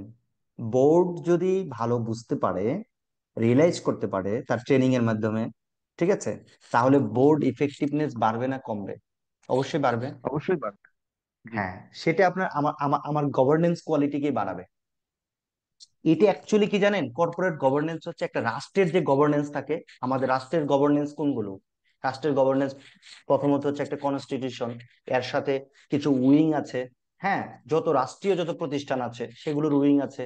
তো এই উইং গুলোর এক একটার এক এক রুলস এন্ড রেগুলেশন। একইভাবে একটা কোম্পানির বা একটা কর্পোরেশনের ক্ষেত্রে এই কর্পোরেট গভর্নেন্সটাই হচ্ছে সেই rules and regulation, set of rules and regulation. হ্যাঁ, কেউ মনে হয় কিছু বলতে চাচ্ছিলেন? স্যার অ্যাকাউন্টেবিলিটি এন্ড রেসপন্সিবিলিটি এই দুইটা যদি একটু উদাহরণ দিয়ে বোঝাতে পারেন। হ্যাঁ, অ্যাকাউন্টেবিলিটি এন্ড রেসপন্সিবিলিটি। আচ্ছা, অ্যাকাউন্টেবিলিটিটা বেসিক্যালি যে you are asked why you did it. আপনাকে বলা হবে যে আপনি এটা কেন করেছেন। এটা হচ্ছে অ্যাকাউন্টেবিলিটি, ঠিক আছে? আর রেসপন্সিবিলিটিটা হচ্ছে আমার উপর একটা কাজ দেওয়া আছে, সেই কাজটা আমাকে পারফর্ম করতে হবে, ঠিক আছে? তো এখন কর্পোরেট গভর্নেন্স কোডটা এমন ভাবে হবে যে রেসপন্সিবিলিটিটা নেবে, কার রেসপন্সিবিলিটি নেবে? স্টেক হোল্ডারদের ইন্টারেস্ট যেন কি হয়, ব্যাঘাত না ম্যাক্সিমাইজ ঘটে। হয়। এনহ্যান্সড হয়, স্টেক হোল্ডার ইন্টারেস্ট যেন প্রটেক্টেড হয়, সেই রেসপন্সিবিলিটি আপনার যেন ওই কর্পোরেট গভর্নেন্স প্রিন্সিপালের মধ্যে যেন থাকে। না থাকলে তো তো সেটা এনশিওর হবে না। আর একটু সামনে যাই, আপনারা এনজয় করবেন, ভালো লাগবে, ওকে স্যার। ঠিক আছে? আচ্ছা, এই কর্পোরেট গভর্নেন্স একটা সময় ছিল না, ওয়ার্ল্ডে একটা সময় ছিল না। তা আমরা দেখবো যে কর্পোরেট গভর্নেন্স এর ইভলিউশনটাও আমরা দেখবো। তার আগে আমার অন্য একটা মানে ইয়ে সেট করে ফেলছি, তো এটা নিয়ে একটু আলোচনা করব। সেটা হচ্ছে আপনার আইসিএমবি পড়াকালীন এই সার্ভান্টস অক্সলে অ্যাক্ট অফ 2002 এটা ফ্রিকুয়েন্টলি পাবেন। তো এই জায়গাতেও আছে, আমি ছোট্ট করে পরিচিতি দিচ্ছি। সার্ভান্টস অক্সলে অ্যাক্ট হচ্ছে একটা ইউএস ফেডারেল ল, মানে একটা আমেরিকান একটা আইন, টু ইমপ্রুভ কর্পোরেট গভর্নেন্স। কিসের জন্য এই আইনটা? To improve corporate governance, financial transparency, and accountability in response to major corporate scandal. Corporate স্ক্যান্ডালকে রেসপন্স করার জন্য এই ফেডারেল লটা করেছে, যেটা আপনার কর্পোরেট গভর্নেন্সকে ইমপ্রুভ করবে, ফিনান্সিয়াল ট্রান্সপারেন্সিকে ইমপ্রুভ করবে, অ্যাকাউন্টেবিলিটিকে ইমপ্রুভ করবে। কখন? এই এনরন, ওয়ার্ল্ডকম এন্ড টাইকো এই ধরনের স্ক্যান্ডাল ওয়ার্ল্ডে হয়েছিল বা ইউএসএ হয়েছিল, তারপরে ওরা এই আইনটা করেছে।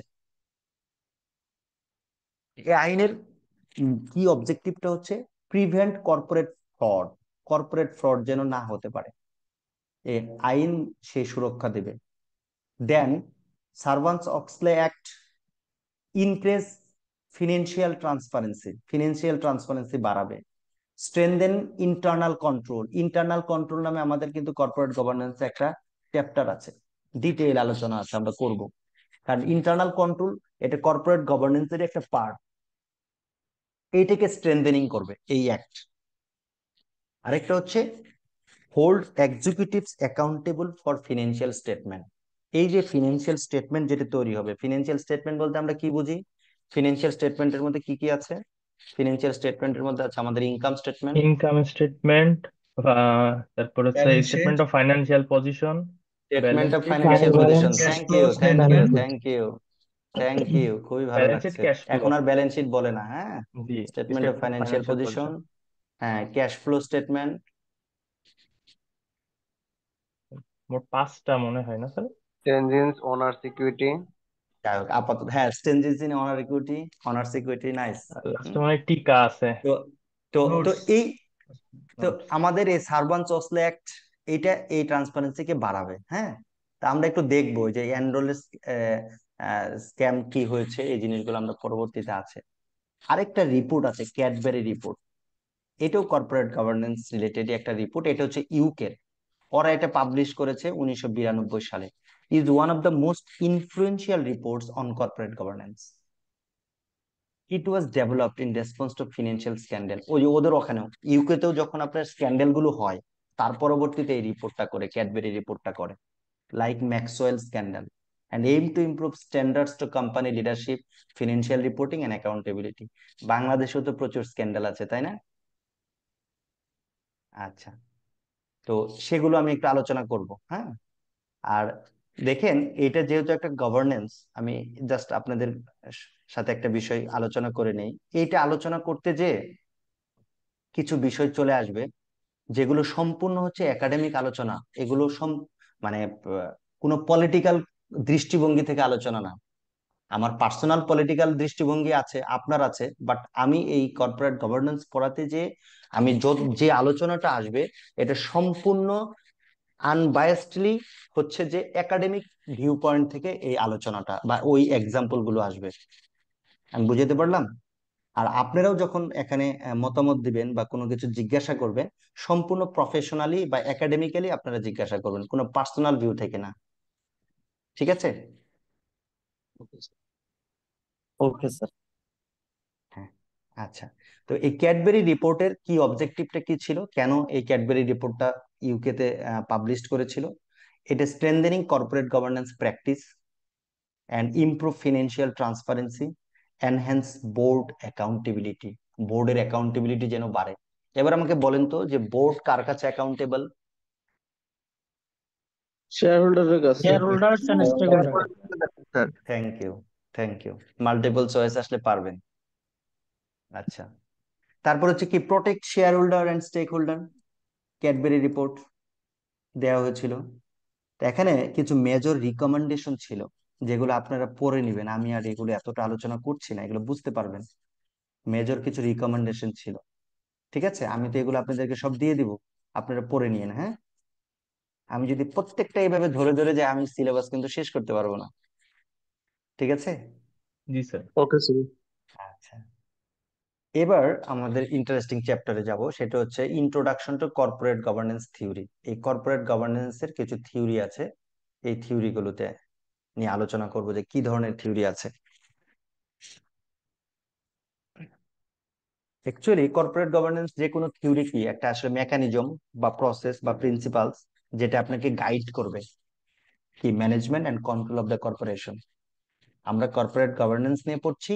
এই কর্পোরেট গভর্নেন্সের কিছু থিওরি ডেভেলপ করা আছে, কিছু স্কলার তারা থিওরি ডেভেলপ করেছে আলটিমেটলি কিসের জন্য? গুড গভর্নেন্সের জন্য, যেটাকে আপনি কমপ্লাই করলে আপনি management and control of the corporation এটা যেন গাইডেড হয়। It focuses on the balancing of the interest of various stakeholder. দেখেন কর্পোরেট গভর্নেন্স থিওরি এক একজন এক এক ভাবে দিয়েছে, কিন্তু প্রত্যেকটারই অবজেক্টিভ হচ্ছে interest of the various stakeholder, এটাকে ব্যালেন্সিং করা, ensuring transparency, accountability and ethical decision making. Several theories have emerged over time to explain corporate governance practice and their impact on the organizational performance. এখানে একটা চমৎকার একটা কথা আসছে, organisational performance. দেখেন একটা অর্গানাইজেশন যদি তার গভর্নেন্স যদি থাকে, দ্যাট ইজ কর্পোরেট গভর্নেন্স যদি এনশিওর করা যায়, তার পারফরমেন্স বাড়বে না কমবে? ডেফিনেটলি বাড়বে। বলছে several theory have emerge over time to explain corporate governance practice. তাহলে আপনি যদি কর্পোরেট গভর্নেন্স প্র্যাকটিস করেন, তার ইম্প্যাক্ট আছে কিসের উপর? ইম্প্যাক্ট আছে কোম্পানির পারফরমেন্স। Organisational performance. হ্যাঁ, আচ্ছা এবার কি কি থিওরি আছে সেগুলো আমরা দেখব। ফার্স্ট হচ্ছে এজেন্সি থিওরি। এজেন্সি থিওরিটা কেমন? এজেন্সি থিওরি কনসেপ্টের আগে আমি একটু আলোচনা করব। অ্যাকচুয়ালি আমি বলেছিলাম, এর আগে বলেছি, তার সেই কথাটার লিংক ধরেই বলবো যে shareholder they hire the management.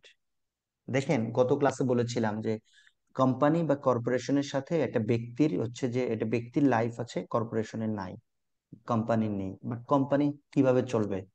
Company run করার জন্য শেয়ার হোল্ডার ম্যানেজমেন্টকে হায়ার করবে। তো এই ম্যানেজমেন্ট কার ইন্টারেস্টে কাজ করবে? শেয়ার হোল্ডারের ইন্টারেস্টে কাজ করবে।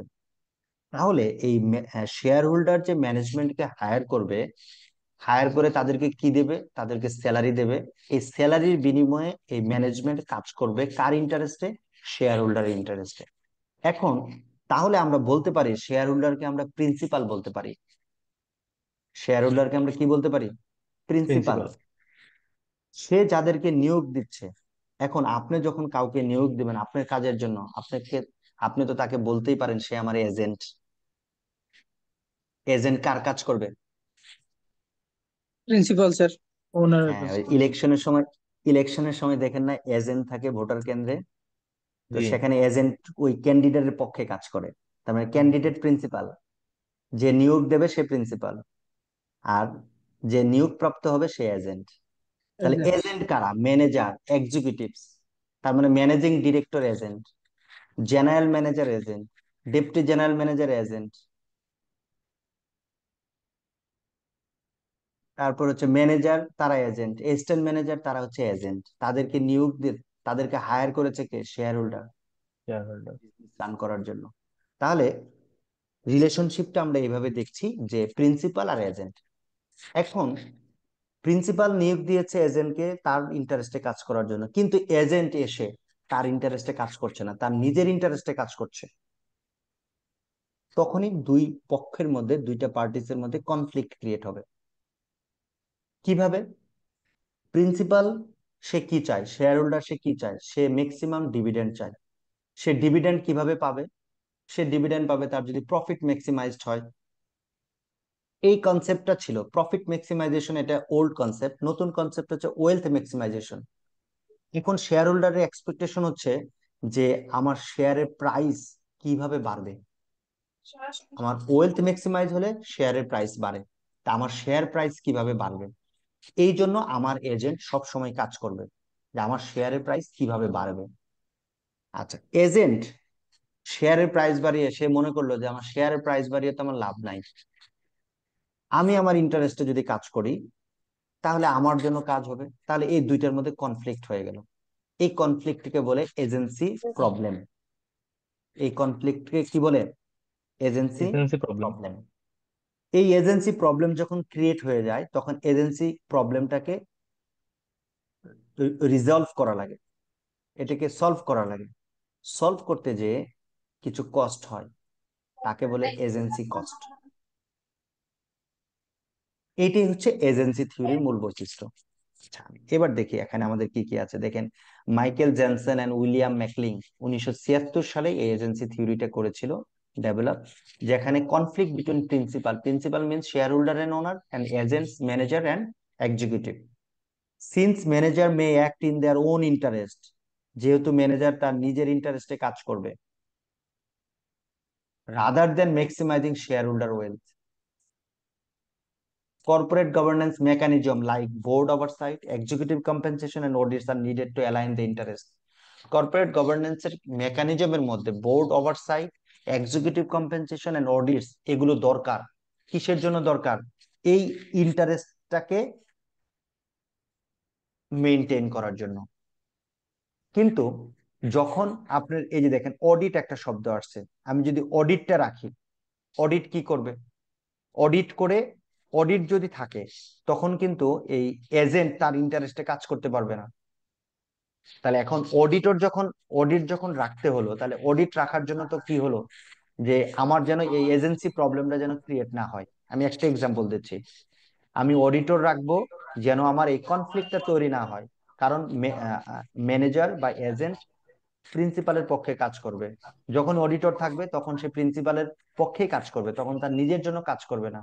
এখন অডিটর রাখার জন্য তার একটা কস্ট হলো, এটা হচ্ছে এজেন্সি কস্ট। একটা ক্রিটিসিজম আছে, সেটা হচ্ছে it focuses mainly on shareholder interest. এই এজেন্সি থিওরিটা শুধুমাত্র শেয়ার হোল্ডার ইন্টারেস্টকে প্রায়োরিটি দেয়, often neglecting broader stakeholder concern. Stakeholder ইন্টারেস্টকে নেগলেক্ট করে বা এটাকে বাইপাস করে শুধুমাত্র শেয়ার হোল্ডার ইন্টারেস্টকে দেয়। এটা একটা বড় ক্রিটিসিজম এই এজেন্সি থিওরি। এখানে খুবই সংক্ষেপ ভাবে আছে, পরবর্তীতে একটু প্রিন্সিপাল এজেন্ট রিলেশনশিপ আমি দেখানোর চেষ্টা করেছি। প্রিন্সিপাল, ওনার, শেয়ার হোল্ডার হু ডেলিগেট ডিসিশন মেকিং অথরিটি। তাহলে ওনার আর শেয়ার হোল্ডার এরা কি? এরা হচ্ছে ডিসিশন মেকিং অথরিটি। এরা ডিসিশন মেকিং অথরিটিকে ডেলিগেট করে, মানে অথরিটিকে ডেলিগেট করে দেয়। কাদেরকে? ম্যানেজারকে, যে তুমি ম্যানেজার, তোমাকে আমরা এই অথরিটি দিলাম, তুমি লোন স্যাংশন করতে পারবা, তুমি এই ডিসিশন নিতে পারবা। এটা হচ্ছে ডেলিগেশন অফ দ্য অথরিটি। মানে ডিসিশন নেওয়ার যে কি বলবো, ডিসিশন নেওয়ার যে পাওয়ারটা, এটা যখন এই শেয়ার হোল্ডার ম্যানেজারকে দিবে, সেটা হচ্ছে ডেলিগেশন অফ দ্য অথরিটি। এটা আপনার ম্যানেজমেন্টে পাবেন। Agent, manager and executives hire to run the business, they are called agent. প্রবলেমটা কি? প্রবলেম হচ্ছে এজেন্ট তার পার্সোনাল বেনিফিটের জন্য কাজ করবে, এটি হচ্ছে প্রবলেম, এটি হচ্ছে এজেন্সি প্রবলেম। আচ্ছা, agent may act their own interest, যেমন high salary, and managing director তার নিজের স্যালারি বেশি নিয়ে নিল।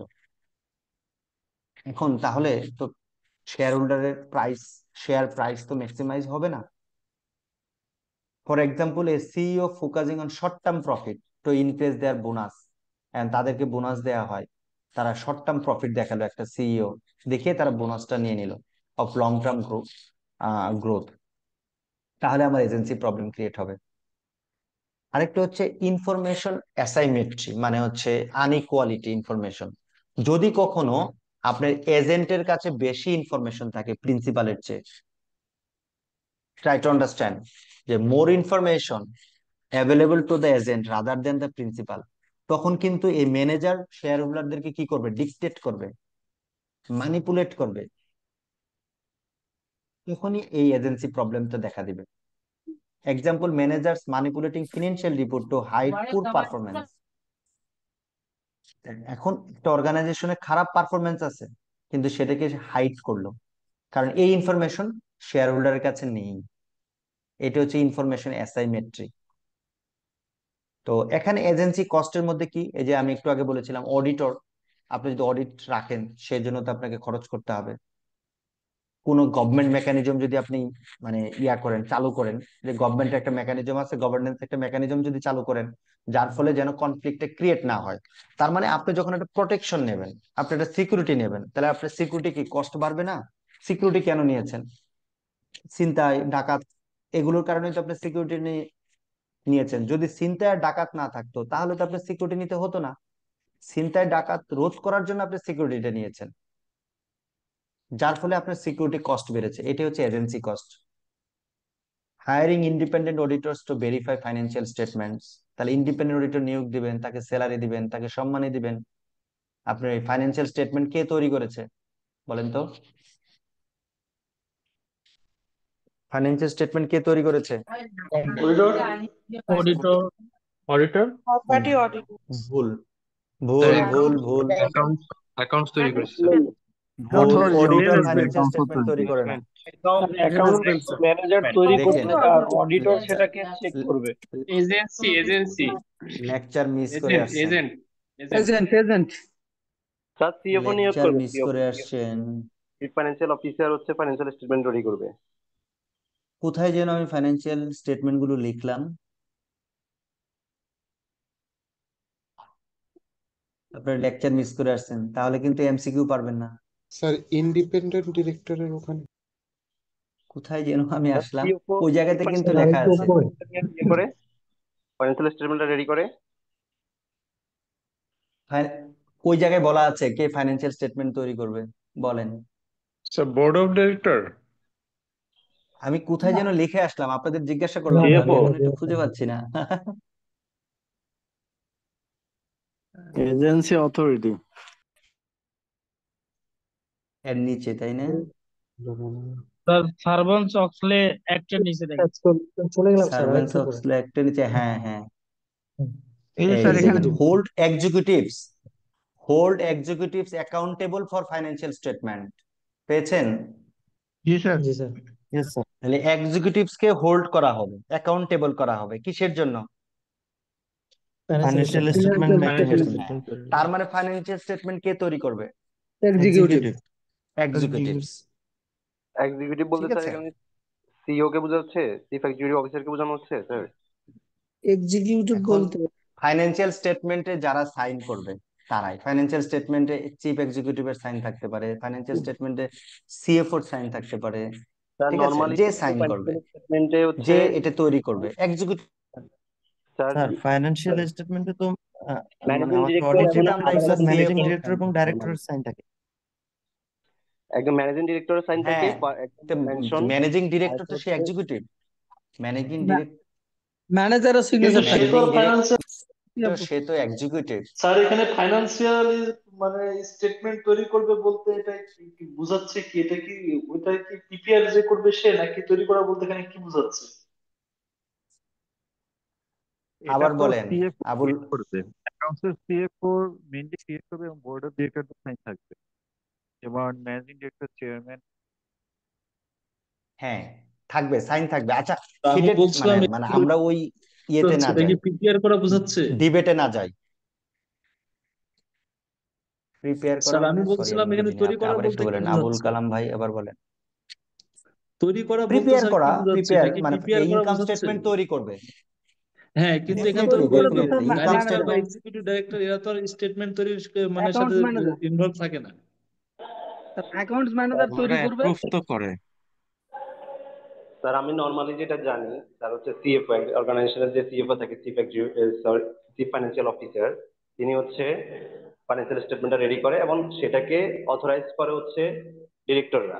ডিরেক্টর অথরাইজ করে তারপর অডিটে পাঠায়, অডিট যে ইন্ডিপেন্ডেন্ট সে ইন্সপেকশন দিয়ে দেন হচ্ছে সেটা আবার ডিরেক্টরদের কাছে পাঠায়, ডিরেক্টররা সেখানে সাইন করে সেটা আবার অডিটর সাইন করে ফাইনালাইজ করে।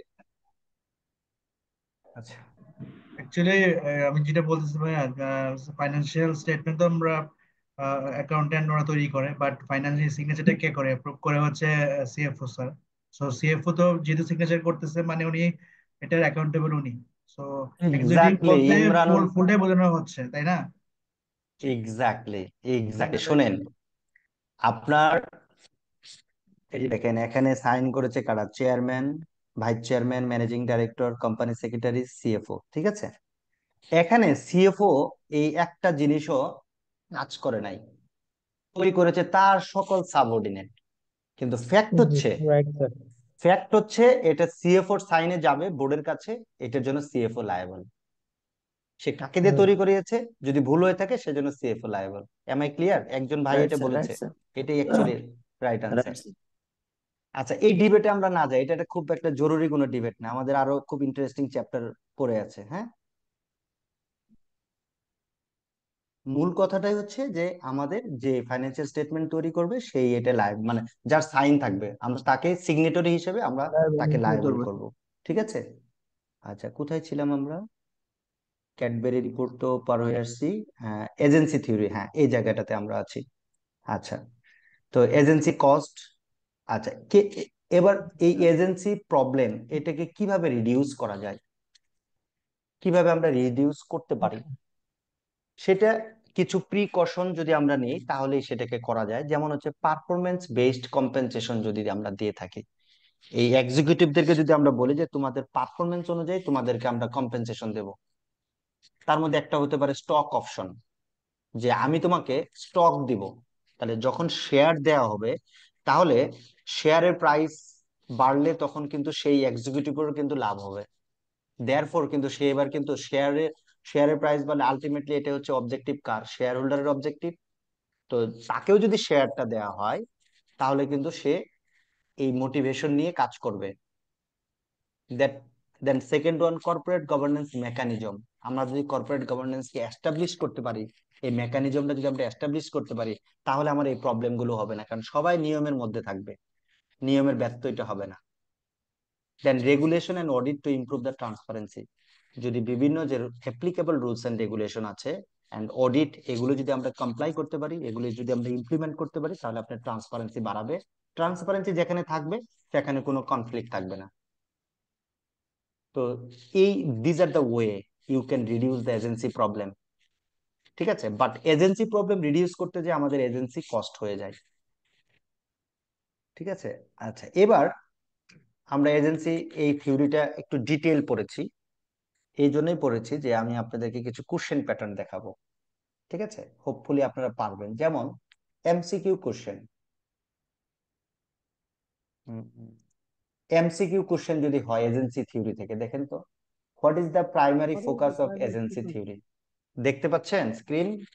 রিলেশনশিপ বিটুইন স্যার এমপ্লয়ি জি স্যার দেখা যাচ্ছে। What is the primary focus of agency theory? conflict between principal and তিন নাম্বার কোনটা হবে বলেন? B B number B conflict between principals and agent. Option B. দেখেন এখানে আসি, relationship between employee and customer, এরকম কিছু আমরা পড়েছি? না না no production efficiency in farm no পড়েছি? না no sir marketing strategy for business এরকম no কিছু পড়েছি? no conflict conflict between principal and agent এটা পড়েছি? জি স্যার এটাই তো প্রাইমারি ফোকাস। হ্যাঁ পারবেন, ঠিক আছে। আচ্ছা, then in the context of agency theory, who are the agent? shareholders manager and Shareholder, executive manager and executive option C. Managers and executives. Manager and executives জি sir. Executives. Good, thank you. What is an example of an agency problem? A company achieving record profit, এরকম কিছু বলেছি? না sir আচ্ছা, investors buying more shares of profitable company, না sir no sir employees working overtime to meet company goals, no sir না sir option B CEO using Option B, company sir. fund for personal luxury expense, G sir তার নিজের মতো করে সুবিধা নিয়ে নিচ্ছে। জি sir জি এটা হচ্ছে আমাদের এজেন্সি প্রবলেম, তার ব্যক্তিগত ইন্টারেস্টে কোম্পানিকে ইউজ করছে। হুম। Therefore it's the right answer. What is information asymmetry? when বলেন তো, it information more asymmetry কি? information when When as more more information When information agent have more Yes, sir. information than principals. more information B B B. B. কারো কি বুঝতে সমস্যা হচ্ছে? Agent না sir. How can agency cost be reduced? Ignoring financial reports, No, sir. offering managers fixed salary only, No, sir. No, sir. implementing performance-based and audit, audit allowing Allow manager manager No, complete sir. decision making Allowing power manager without complete decision making oversight. or without oversight. no Option D. C. Option D. কোনটা হবে? D sir B, C or D? Sir C, C D, sir. C Implementing performance option D C কারা sir বলেছেন? D কারা বলেছেন? তাদের concept clear হয়েছে? না sir implementing performance based agency incentive cost program. কিভাবে আপনি কমাবেন? অডিটের মাধ্যমে। Performance based initiative. Oh, right, sir, right, sir, right. আপনার অবজেক্টিভের সাথে যদি আপনার এজেন্টের অবজেক্টিভ অ্যালাইন করে দিতে পারেন, তাহলে কি হবে? এজেন্সি কস্ট কমে যাবে না? এজেন্সি কনফ্লিক্ট কমলে এজেন্সি কস্ট কমবে। Okay, sir. Right, sir. তাহলে একদম নিখুঁত ভাবে বেসিক্যালি কিন্তু পড়তে হবে, otherwise superficial knowledge will not help to pass or qualify. ঠিক আছে? জি স্যার। আচ্ছা, আরো আছে, এগুলোতে আমি আর না যাই, কি বলেন? স্যার একটা রিকোয়েস্ট ছিল। এগুলো অ্যান্সার গুলো কোথায় পাবো স্যার? অ্যান্সার গুলো কোথায় পাবেন মানে আমি বুঝি নাই। কোশ্চেন অ্যান্সার সেট কি দেওয়া থাকবে কোথাও? পিডিএফ কোনো পাবো কিনা স্যার? একজন একটা রিকোয়েস্ট করতে চেয়েছেন, সে বলেন তো একটু কি রিকোয়েস্ট? যেটা হচ্ছে স্যার মানে আপনার এখানে জিনিসগুলো খুবই সুন্দরভাবে হচ্ছে পয়েন্ট টু পয়েন্ট হচ্ছে ব্রিফলি অ্যালাইন করা আছে এবং হচ্ছে নোটটা আছে। তো sir at your convenient time যখন আপনার জন্য মনে হয় যে এটা উপযোগী তখন যদি আমাদের সাথে এটা শেয়ার করে দিতেন তাহলে হচ্ছে আমাদের কনসেপ্ট গুলো মানে বইয়ে তো দেখা যায় অনেক কথার মাঝখানে কনসেপ্ট একটু হারিয়ে যায়, এখানে হচ্ছে পয়েন্টটা একদম আমাদের কনসেপ্টটা ক্লিয়ার হয়ে যেত যদি এটা আপনি কাইন্ডলি আমাদের সাথে শেয়ার করে আচ্ছা আমি আমি যা বলতে আগেই বলেছি যে এটা আমি শেয়ার করব, হ্যাঁ, কিন্তু এই জন্য আমি একটু সময় চেয়েছি, কারণ এটা জি সম্পূর্ণ আন্ডার দ্য প্রসেস, আমি একটু কাজ করছি এর উপর।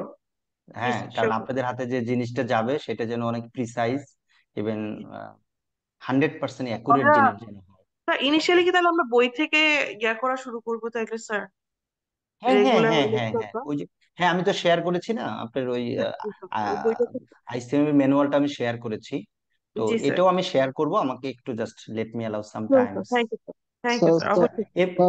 আচ্ছা এবার আমি কি একটু বলতে পারি স্যার? বলেন বলেন, মশিউর ভাই বলেন। স্যার আপনার এই গাইডলাইনটা যেটা আমাদের সামনে প্রেজেন্ট করছেন এটা অনেক সুন্দর একটা গাইডলাইন। এখন আমরা বুঝতে পারছি যে এটা আপনি আরো ডেভেলপ করতে যাচ্ছেন, এটা আরো এনরিচ করতে যাচ্ছেন ব্যাপারগুলো, কিন্তু আমাদের হাতে যদি আপনি এটা দিয়ে দেন আমরা আপনার সাথে সাথেই আপনি যেভাবে এই যে লিখছেন আমরা হয়তো বা লিখে নিতেই পারবো, যদি আপনি মানে আপনি বেটার মনে করেন আর কি। এটা তাতে না হবে কি আমরা শুনেন, এই এখন থেকেই এটা পড়ালেখাটা এটা কন্টিনিউ করতে পারবো। না না, একটু বলি, আপনারা এখন থেকে পড়ালেখা করবেন, আমি কিছু ম্যাটেরিয়াল দিয়েছি, আরো কিছু দিব।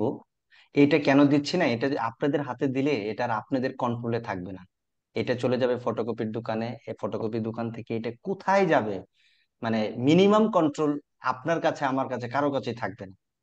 ঠিক আছে? স্যার তো পিডিএফ এটা করে দিলে এটা এ- কন্ট্রোলের বাইরে যাওয়ার সম্ভাবনা নেই স্যার। আহ, আর আমরা আপনাকে মানে এনশিওর করতে পারি যে আমরা এটা বাইরে দিব না, আমাদের মধ্যেই থাকবে। এটা এটা আমার এক্সপিরিয়েন্স থেকে বলছি, তো আমার আইসিএমবি তে এক্সপিরিয়েন্স থেকে বলছি, একটু ওয়েট করেন, আমি অ্যাজ আর্লি অ্যাজ পসিবল আমি আপনাদেরকে ধাপে ধাপে দিব, ঠিক আছে? ওয়েট করি, এটাই বেটার হবে। হ্যাঁ একটু ওয়েট করেন। আচ্ছা, তো আরো কিছু আমি এক্সাম্পল সেট করেছিলাম যেগুলো আপনারা আশা করি পারবেন, সেটাতে না যে এবার আমি যাব ট্রু অর ফলস যদি কোশ্চেন হয় তাহলে আমাদের কেমন হতে পারে, আমরা আনসার করতে পারবো কিনা, যেগুলো আমরা আলোচনা করলাম বা পড়ালেখা করলাম।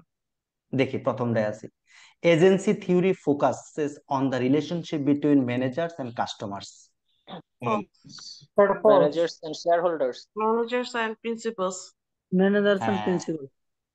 Managers and Principals. তাহলে এটা আমাদের ফলস হবে, ফলস হবে। Yes, sir. আইসিএমবি তে কিন্তু এটা আসে, যদি ফলস হয় তাহলে কারেক্ট আনসারটা লিখতে হয়। ঠিক আছে? তো সো আপনি ফলস লিখে লিখবেন it focuses on the relationship between principals, ব্র্যাকেটে লিখবেন share holder and the agent, ব্র্যাকেটে ম্যানেজার। একদম একদম ক্লিয়ার, ঠিক আছে না? জি স্যার। আচ্ছা, সেকেন্ড ওয়ানে যাই, an agency problem arises when managers act in their own interest instead of shareholders interest. True, sir. Agency problem কখন দেখা দেয়, যখন ম্যানেজাররা তাদের নিজস্ব ইন্টারেস্টে কি করে কাজ করে, instead of share holder interest. তাহলে ট্রু, ট্রু হলে আর কিছু লেখার দরকার নেই, ট্রুটা লিখে দিলেই হবে। ঠিক আছে? Information asymmetry occurs when shareholders have more information than managers. Right sir, যখন ম্যানেজার শেয়ার হোল্ডার হচ্ছে বেশি ইনফরমেশন Managers রাখে। have more information than principals. তাহলে আমরা খুব সুন্দর করে লিখবো যে false. It occurs when managers, ব্র্যাকেটে লিখবো agent, have more information than shareholders. Agents cost of Agency costs are expensed incurred to ensure managers act in the best interest of shareholders. agency cost are True. আচ্ছা কি ঠিক বলছে আছে, এটা এই যে বলুন। তাহলে হয়ে গেছে। আচ্ছা লাস্ট একটু দেখি, লাস্ট 9 নম্বরটা দেখি। আচ্ছা 8 নম্বরটা একটু দেখি। Agency theory applies only to private companies, not public corporation. এটা আমরা পড়েছি না? মানে হ্যাঁ, এটি কিন্তু আমরা এইভাবে কিন্তু পড়িনি, এইভাবে কিন্তু পড়িনি পাবলিক এন্ড প্রাইভেট, কিন্তু তারপর আমরা পাচ্ছি। ঠিক আছে, সো এরকম কিন্তু কখনো এক্সপেক্ট করবেন না যে যা এটা তো পড়ানো হয়নি, পরীক্ষা এটা আসছে। আপনি থিঙ্কিং করবেন। প্রফেশনাল এডুকেশনটা এরকম যে in light of your knowledge you will answer. আমরা দেখব আপনি এই যে আমরা যতটুকু নলেজ নিলাম, আমরা কেস স্টাডিতে একটা যাই, তাহলে এইভাবে ট্রু ফলস। এবারে একটা কেস স্টাডিতে আসি। কেস স্টাডি যদি থাকে সেটা দেখতে কেমন হবে, কিভাবে আনসার। আচ্ছা ক্লাস টাইম কিন্তু শেষ, আমি কি কন্টিনিউ করবো না শেষ করে স্যার দেবো আজকে? কন্টিনিউ করেন স্যার, কন্টিনিউ করেন, সমস্যা নেই। আচ্ছা আচ্ছা, আমি ঠিক এই কেস স্টাডি দিয়ে শেষ করি। একটু কোশ্চেন প্যাটার্ন নিয়ে আলোচনা করছি যে আপনি যেন কিভাবে আনসার করবেন বুঝতে পারেন। আমি কিন্তু এরকম প্রত্যেকটা কিন্তু আলোচনা করা সম্ভব হবে না, ঠিক আছে? আচ্ছা দেখেন, একটা কেস দিয়েছি, CEO versus share holder. CEO মানে হচ্ছে এজেন্ট, শেয়ার হোল্ডার হচ্ছে প্রিন্সিপাল, কনফ্লিক্ট অফ ইন্টারেস্ট। আচ্ছা ব্যাকগ্রাউন্ড যদি আমি এইভাবে দেই, XYZ Limited is publicly traded company with thousands of shares. The CEO, Mr. Adam, has a fixed salary with large annual bonus based on the company's short-term profit. Over the past 2 years, Mr. Adam has been cutting research and development expense and focusing on short-term gains to increase the company's stock price. দেখেন, যদি research and development যদি cutting করা হয়, তাহলে ওই expense যদি কম হয় তাহলে প্রফিট কি হবে? তাহলে শর্ট টার্মে প্রফিট বাড়বে, কিন্তু লং টার্মে আমার বিজনেসের কি হবে? ক্ষতি হবে, While this strategy lead to higher quarterly profit, definitely তাই, it also cost the company to lose market share due to lack of innovation. Market share আপনি হারিয়ে ফেলবেন। কেন? আপনার ইনোভেশন নাই, রিসার্চ এন্ড ডেভেলপমেন্ট নাই। Additionally, Mr. Adam approved excessive executive perks মানে হচ্ছে financial benefit, including luxury office renovation, তার অফিসকে সুন্দর করে রেনোভেশন করেছে। পার্সোনাল জেট ট্রাভেল, সে পার্সোনাল জেট ট্রাভেল দিয়ে চলাচল করে। এরকম তো আছে বিজনেস ম্যান বা বড় বড় এক্সিকিউটিভ, তারা কিন্তু এগুলো করে despite concern from share holders. আচ্ছা তাহলে এবার আমাদের একটা সিনারিও আছে খুব ছোট্ট করে। এবার তাহলে এই জায়গায় কি কি বিষয়গুলো আছে, এজেন্সি প্রবলেম কি কি আছে। CEO is prioritising the short term benefits. আপনাকে বলা হলো যে এই জায়গায় কি কি এজেন্সি প্রবলেম আছে, তাহলে সে শর্ট টার্ম বেনিফিট কে প্রায়োরিটি দিয়েছে, কারণ সে বোনাস বেশি পাবে বলে। লং টার্ম কোম্পানি গ্রোথ কে সে প্রায়োরিটি দেয়নি। Miss use of the resource, excessive spending on personal luxuries at the companies expense. Information asymmetry, shareholders are unaware of internal decisions that harm the long-term growth, right? Shareholder তো জানেই না। Lack of oversight, weak corporate governance allowed the CEO to act without accountability. যদি একটা week corporate governance থাকে, মানে ওই CEO কিভাবে কাজ করবে কোনো রুলস এন্ড রেগুলেশন নাই, বা থাকলেও সেটা খুব উইক আছে, তখনই কিন্তু সিইও কে এই ধরনের অ্যাক্ট করতে দেখা যাবে। আচ্ছা এটা আপনার এজেন্সি প্রবলেম দেখা দিলে আপনি কিভাবে সলভ করবেন? আমরা কিন্তু পড়ে আসছি যে কিভাবে এজেন্সি প্রবলেম সলভ করা যায়। প্রথমত হচ্ছে যে তার শর্ট টার্ম বেনিফিট না দিয়ে তাকে বলা হলো যে কোম্পানি যদি ভালো হয়, কোম্পানির যদি প্রফিট হয়, তাহলে তোমাকে আমরা শেয়ার দেব, পারফরম্যান্স বেসড কম্পেনসেশন দেব, আমরা স্টক দেব তোমাকে instead of short term bonus. তাহলে সে কিন্তু লং টার্ম কোম্পানি ভ্যালুকে ফোকাস করবে, encouraging the focus on the long term value. ঠিক আছে। আচ্ছা, তারপর হচ্ছে স্ট্রঙ্গার বোর্ড ওভারসাইট, মানে এই বোর্ডকে লুক আফটার করতে হবে। হ্যাঁ, an independent board of directors, ওই বোর্ডের মধ্যে ইন্ডিপেন্ডেন্ট বোর্ড অফ ডাইরেক্টর থাকবে যে মনিটর করবে এক্সিকিউটিভ ডিসিশনকে, অ্যান্ড অ্যাপ্রুভ মেজর এক্সপেন্সেস, এগুলো সে লুক আফটার করবে। প্রয়োজনে এই ইন্ডিপেন্ডেন্ট ডাইরেক্টর শেয়ার হোল্ডারকে ডাইরেক্টলি রিপোর্ট করবে যে তারা কিন্তু এই ধরনের অযাচিত আননেসেসারি এক্সপেন্স করছে। তাহলে আপনার এই কনফ্লিক্টকে কি কমাবে, এজেন্সি প্রবলেমকে কি কমাবে? Definitely. Transparency and reporting. Shareholders were given greater access to financial reports, ensuring accountability and reducing information asymmetry. And last one, whistleblower protection. Whistleblower protection, whistleblower হচ্ছে is a person who practices the unethical issue. আপনার হচ্ছে যে দেখে থাকবেন যে কর্পোরেটে যারা corporate leader আছে, অনেক নলেজেবল, অনেক এক্সপিরিয়েন্সড, অনেক এজড, হ্যাঁ, তো তারা তারা তাদের পার্সোনাল কাজে, তাদের পার্সোনাল ইন্টারেস্টে অনেক সময় আনএথিক্যাল প্র্যাকটিস করে, এটাকে বলে হুইসেল ব্লোয়ার। তো এই যে তারা আনএথিক্যাল প্র্যাকটিস যেন না করতে পারে সেই প্রোটেকশনটাও থাকতে হবে, তাহলে আপনার এই এজেন্সি প্রবলেমটা সলভ হবে। আমরা কিন্তু সলিউশনে আছি, সলিউশন টু এজেন্সি প্রবলেম। তাহলে কোম্পানির কি পার্সন যারা আছে তারা যেন কোনো ইস্যু আনএথিক্যাল প্র্যাকটিস যেন না করতে পারে, এই কারণে কোনো প্রোটেকশন বা রুলস এন্ড রেগুলেশন যদি থাকে তাহলে এই হুইসেল ব্লোয়ার প্রোটেকশনটাও থাকবে আমাদের। এই হুইসেল ব্লোয়ার নিয়ে আরো আপনারা অন্যান্য কোর্সে পড়বেন। আউটকামটা কি? Within a year of the changes XYZ limited saw an improvement of long-term strategy, innovation and sustainable growth. The CEO was now incentivized to think beyond short-term profit, ensuring better corporate governance and alignment of interest. এই case study থেকে কি কি মূল বিষয়গুলো আসলো? Agency problem কখন দেখা দেবে, aligning incentive, strong corporate governance, transparency and oversight. এইভাবে কেস স্টাডিতে কি চাওয়া হবে সেই অনুযায়ী আমরা প্রবলেম সলভ করব। বলেন কোনো প্রশ্ন আছে কিনা, আজকে শেষ করে দেব এখনই।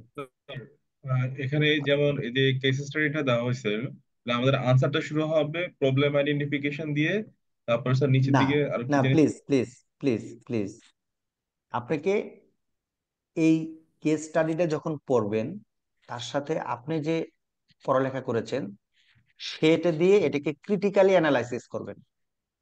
যেটা আমি যখন এটা রিড আউট করেছি তখনই কিন্তু আমি বলেছি, ইভেন এই যে দেখেন প্রত্যেকটা জিনিস বোল্ড করা আছে, আপনিও বোল্ড করে নেবেন।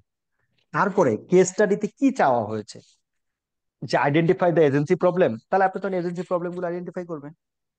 আচ্ছা, যদি আপনাকে বলা হয় identify the agency problem and suggest how you will solve this agency problem, তখন আপনি সাজেশন দিবেন, এই সলিউশন গুলো দিবেন।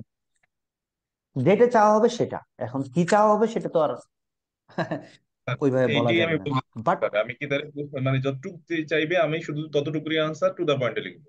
Exactly to the point answer করবেন, এখানে আননেসেসারি কিছু লিখবেন না।